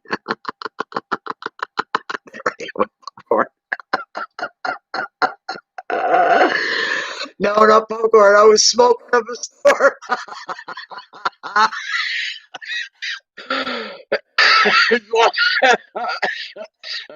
Oh my God, it was hilarious. But it's something, I have their pictures in my head of watching them and seeing them. It was the most phenomenal, amazing act of nature I'd ever seen. The only other close thing I seen to, it wasn't here, it was where I lived before, and I lived on a river that time, not on the Bay of Fundy, but I lived on the river off the Bay of Fundy. The Kennebecasis River. And where I lived, there was a big covered bridge. I lived right beside that. And across directly from me was clearings and forest. But the clearing is where it happened. I had to get down on my belly, and I didn't have a big camera then. I just had a smaller one. It would never reach. I laid down on my belly to not distract what I was seeing. And here there were two moose, full-grown moose. He was courting the female while she was grazing in amongst the grass. He was off to the side to get her attention in front of her. And he was doing, you know what puppies do when they do that? Pouncing, the heads down, the paws are in front, they go back and they forth, they back and they forth, and they want to play. What this big, godly, large moose was acting like a little 8-week-old puppy, back and forth and back. And he'd turn and he'd run in a circle and he'd stop and look at her. And he was kicking dust up everywhere. Wait for it to. She's standing there grazing. He put up a big smoke, bunch of dust, and she's standing looking at him and chomp, just chewing her cud. Go back down to grazing again, and he would do more. He got down his back at one point. He got down on the ground, rolled over his back, all four legs in the air, and he's doing this, putting up more dust, rubbing his back into the ground. And then he'd jump up real quick, and like a dog that with expectations of pride and prize, she did it again. Ah, big yawn. She'd look over the other way, away from him. She'd look ahead of him. She'd look at the ground. And then she turned away from him and started to walk away. She walked away until she hit the woods and disappeared. And he was right beside her the whole time. We're going to play? We're going to do it? Are we, huh? Are we, huh? His feet were going like this, and he was all excited. And she was just totally bored with the whole thing and moved away. She was saying, almost as if to say, you better do more than that, dude. You gotta sweep me off my feet. And by throwing dust all over me and sweeping it off isn't what I mean. You bore me. When you're ready to grab my interest, you let me know. I'm going, I'm out of here, kind of thing. But he was running alongside of her, huh? Hello, hello, I'm here. Aren't I handsome? Aren't I gorgeous? Don't I have a big one? What do you think? Want to try it on for size? Come on, you know you do. And she was just, taking her good old time, like he wasn't even there. Funniest thing I ever saw. It really, truly was. She was a season pro. Yes, Jody, she was playing hard to get. Oh my God, it was hilarious. You know, later that fall, we used to have to take a ferry back and forth to the mainland because I'm on the peninsula. And one night, There was one boat left before she shut down for the night. The boat, well, it's the same boat, goes back and forth every hour after a certain hour. And I was in a big hurry to get this boat. It's dark. I leave my house and there's one road that's real long. It's all country. It's all woods. I'm driving along. I'm going, I gotta make the boat. I gotta make the boat. I gotta make the boat. Driving along in the dark. Come to the corner and go right this way or go left or go right. The right took me to the shortest trail, the shortest road to get on that ferry, to get to it. Turn the corner real fast. There's not another car in sight. And all of a sudden, something says, slow down. And inside of my head, I'm going, what the fuck? I can't slow down. What am I doing? Something was so strong was saying, be careful. Slow down. All right. Fine. So I'm driving along, feeling resentful. I'm going to miss this dumb ferry because I'm hearing, slow down, slow down. And then all of a sudden, I hit the brakes. OMG. There's woods here. There's woods here. There's the odd house, the odd driveway that you see. I stopped. Something caught the corner of my eye, my right eye. And I looked. I couldn't believe it was fall, late fall.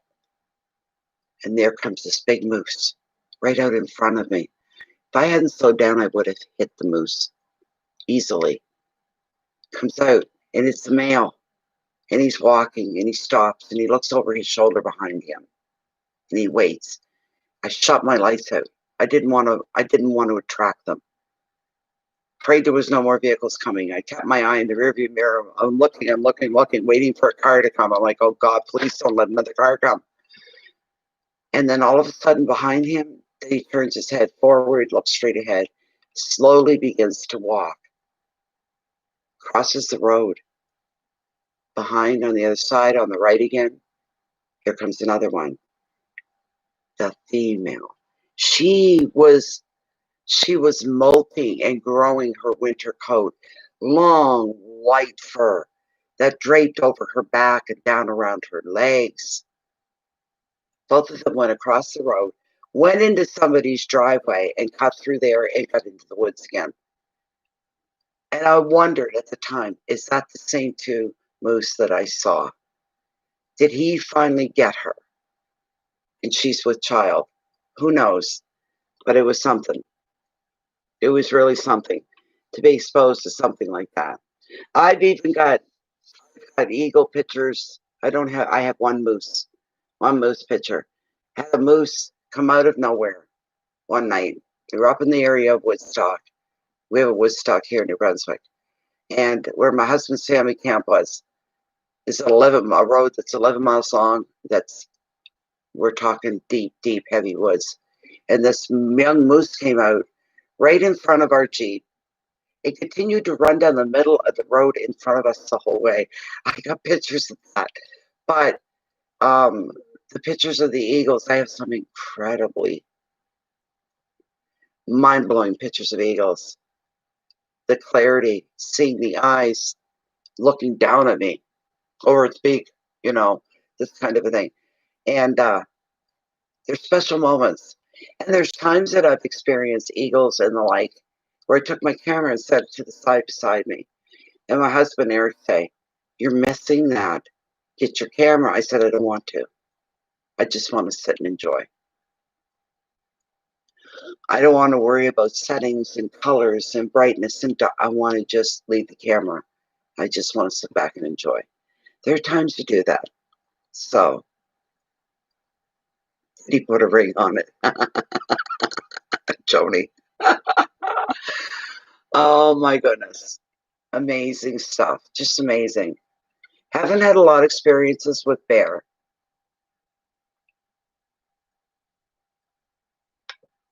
And this is black bear country. We don't have grizzlies around this part of the world. Thank God for that. But to see them, when you see pairs like that of things that you don't see every day, like moose and eagles, such majestic creatures in their own right. And it's funny, like with the moose, how I was just flying. I was doing 90 coming up a road. You're only supposed to do 60 at the most. I was doing 90. And I'm not the type of person to speed ever for any reason. Normally, I'm the slow driver. I get great gas mileage on anything I drive. My husband and my son just say, how does anybody leave the Kingston Peninsula, cross the river, go into the city of St. John, run all over St. John, catch a ferry back, drive home from the ferry, and you did it all on $5 worth of gas? I said, because I don't floor it. And I coast when I'm able to coast. I chill out, never in that much of a hurry. So it's all good. But the night was weird. I remember very well. It's so dark, so dark. It's like out here, there's a street light once every 4 or 5 miles. You might see a street light. Driving along in the dark like that, and I said, "There's nobody else around. I'm going to floor it, or I'm going to miss." I did not miss the ferry, by the way. I made it. I made the ferry, so it was amazing in itself.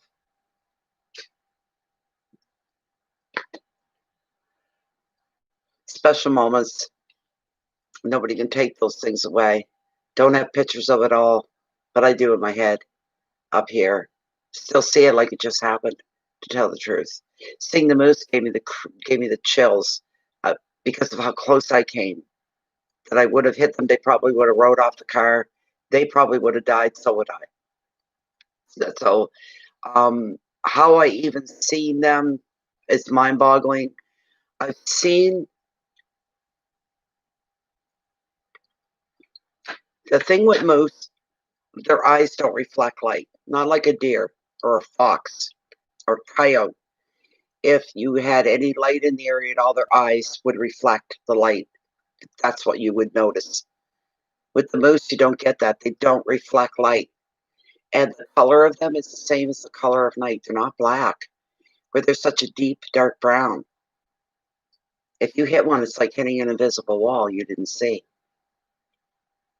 So anytime there's a moose encounter and you get through that, you were lucky. I was double lucky. Lucky that I survived it. Lucky that there wasn't an impact of some kind. Those are things you got to think about. So this place is magical where I live. Very magical. This place has so rich in history over the last 300 years. Anyways, Indians, native Indians, used to dominate this land. They don't anymore. I don't think there's even one available. The stories come from that. I had a book called The Tides of Discipline. I have to order it again. I loaned it to somebody and never got it back. There is my beach here is 3/4 miles, and way up at that end, behind a stand of evergreen trees, there's the trees. I call it the headland because it's just this dry piece of land with trees and grass and bush. On this side is what they call the tidal ponds. So the tide comes in the other way through a little creek. It fills when the tide goes up. It drains when the tide goes out. On the other side, well, as soon as you step down off the headland, there's the beach. There's the sand, right? Then the rest of the cove. And right up at the very tip of the headland where the evergreen trees are, you can't see it from here, but in behind those trees, the first graveyard of Chance Harbor lays. We're going back 285, 295 years, something like that. And in 1967, a women's group, 67 was the centennial year, they got money from the government and permission to put a cairn up within it.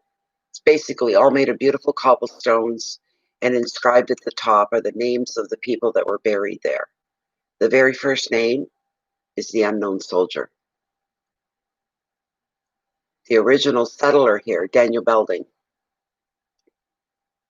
what he was doing is, I don't know, but he lived in this area right here on this cove. He sees something out when the tide was out that caught his eye, a bright red. So he walked out to the mud flats and he walked out. It was a body. It was a British officer, was the red that he was seeing, the uniform of a British officer, the body still in the coat. And he felt he either was thrown overboard or he fell overboard. back in the days of the British pay ships when it was wartime, and they used to go back and forth and back and forth, taking care of the military, their men. And ships have gone down just outside the Cove as well, British pay ships, the whole bit. So he took the man, he buried him on the spit of the beach, the very end of this headland. He was the very first person that's buried there. I wrote a story in my blog about the unknown soldier, and other little things that went on. And he buried him there. And he's always been fascinated. People have been fascinated by this. Who was he? Where did he come from? Did he have a wife? Did he have children? Did he have family? Where's he from? Did they look for him? Did they give up? They must have. Nobody's ever claimed the body. And he is still resting up there. The graves are kind of destroyed in a lot of ways. They use cedar picketing fence poles to build around the graves. There was something like, I think it's 6 or is it 16 infant babies were buried there as well, through all the diseases that everybody went through back in the day. Who knows, Spanish flu may have been one of them. But it shows where Daniel was is buried, and his father or his brother, their wives, their children, the whole bit. It's not used anymore. It's just a historical point within Chance Harbor. So it is. And it is, but my view is a little overgrown by the trees that grow in my backyard. And where I'm hoping come spring, this spring coming, that they're going to open my view back up again. That's what I'm hoping for. Because it is amazing. The seat that I'm sitting in right here, when the view is open, I see the whole cove, everything across the way opens here to the beach. The whole thing is open, and then the tidal ponds. In spring, you can watch a deer coming up the beach. There'd be a small herd. They get up over the headland, they head for the tidal ponds, and if the tide's in, they all swim across till they get to the other side, and then they hit the road and they go off into the woods, is what they do. You see things like this. Beautiful. It's just wonderful. I get up every day that I'm here. I've lived in some pretty shitty places, believe you me. And when I was 16 years old, I used to dream about having a place like this on the Bay of Fundy. And it took all those years, but it happened. It happened. I've got my pine cottage. Everything is pine. You can see behind me, my walls and my ceilings are all in this beautiful natural pine. None of it's that fake stuff. This is all real, true. That still leaks sap at times. You see little golden ambers here and there on the walls and the ceiling. If I was to leave the house for a couple days, 3 or 4 days, go somewhere and come back, as soon as I open the door, even though I smoke, as soon as I open the door, I smell the pine. The pine is very much still here, still leaking sap the way it should be. But I have, in my opinion, the prettiest end of the coast is right here in my backyard. Oh, yes. In my blog, The Unknown Soldier, I talk about something that happened one day on the beach. I'll tell you this, I don't get down the fog. I love the fog. And I loved sitting on the beach in the fog, any beach in the fog. It's beautiful.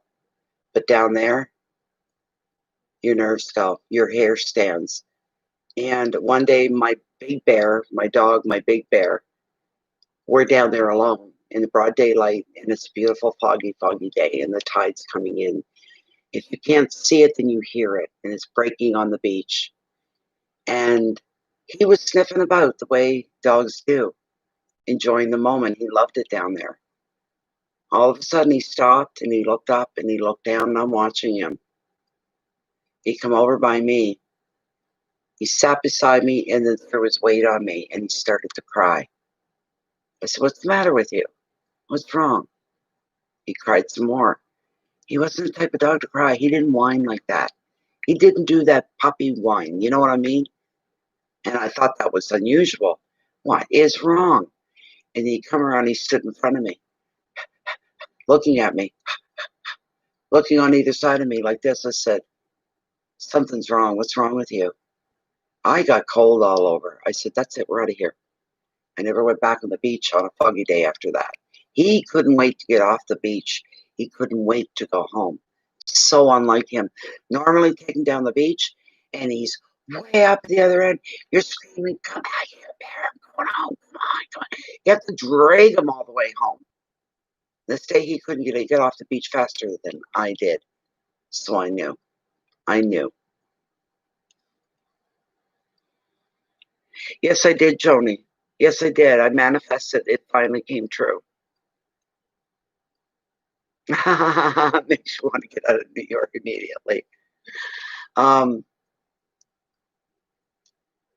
There's one story I wrote I call The Secret, and that's all fact-based. It's everything we went through when we first came here, everything that led up to it.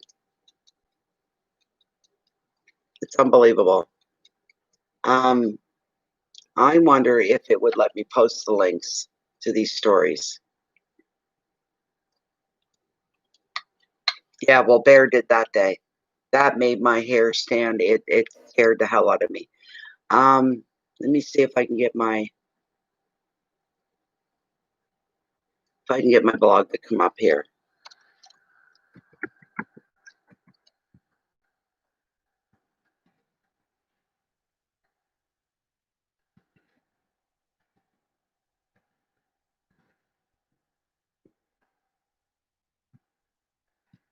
Oh.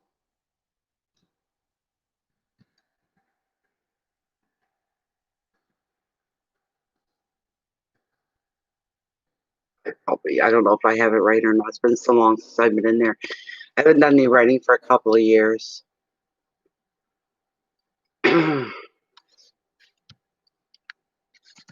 First attempt was wrong. Ah, there we go. I'm in. Okay.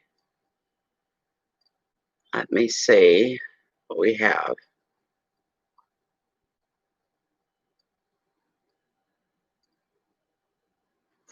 There's the unknown soldier. I found it. Let's see if I can get it to come up, and I'll give you the link. There it is. Here's the unknown soldier.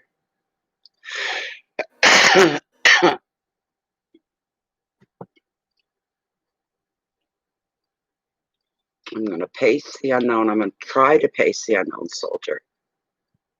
That's what I'm going to try to do.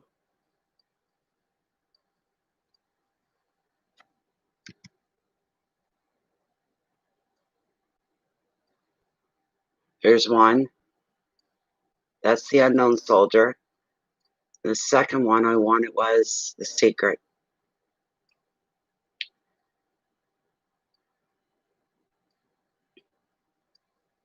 Where are we at?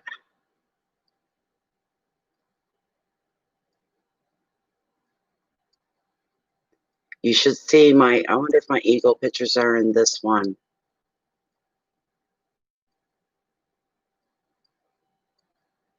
This made the news. This story made the news. Where am I? There they are. Yes, it is. Oh boy. Okay. This one is about invasion of the seaweed. It actually, a story that happened. So I'll leave you with this one as well.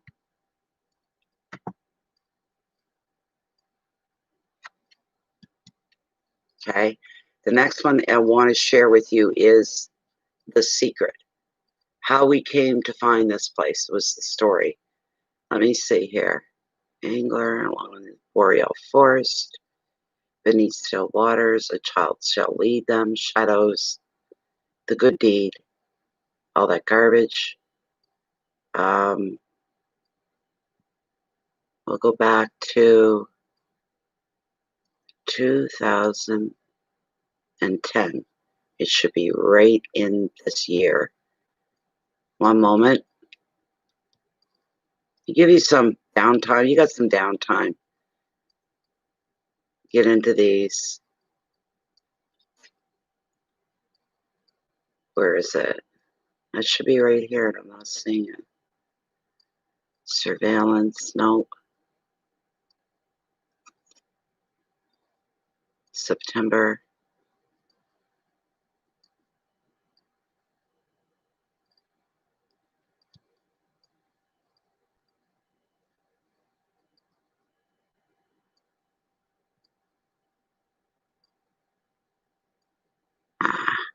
I'll have to go through the other way to find it. It'll just be a moment.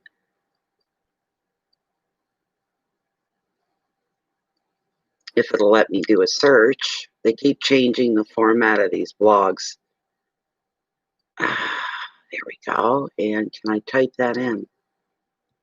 Secret.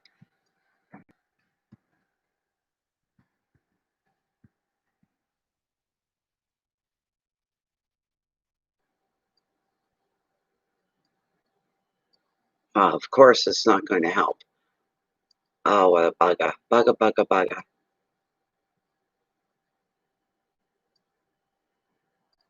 No.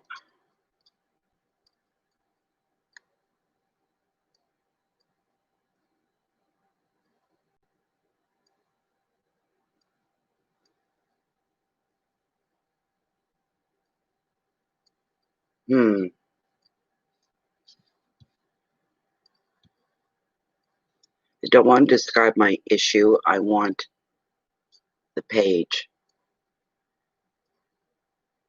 You see, I have to scroll over it the long way, I guess.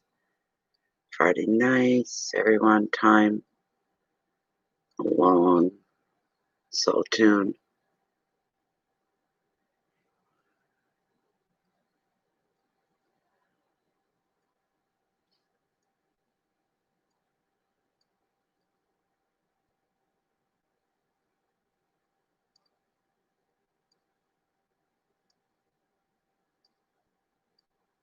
Come on, where's my secret? Don't scroll like that.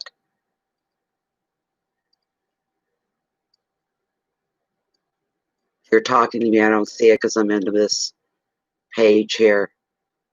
There it is. I found it. I've got different stories and whatnot. Where's my view?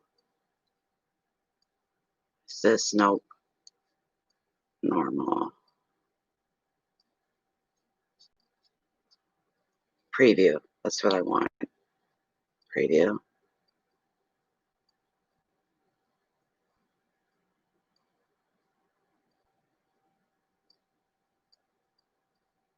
I don't know if this link is going to work or not because I have it in preview mode. Well, I'll try. I'll copy that and hope that it'll pick it up. And copy.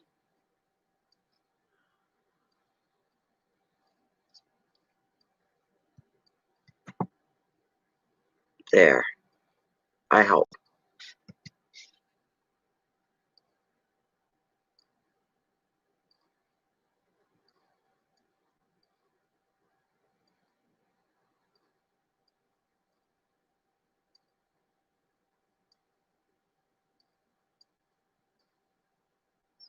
George, show me. Oh my goodness.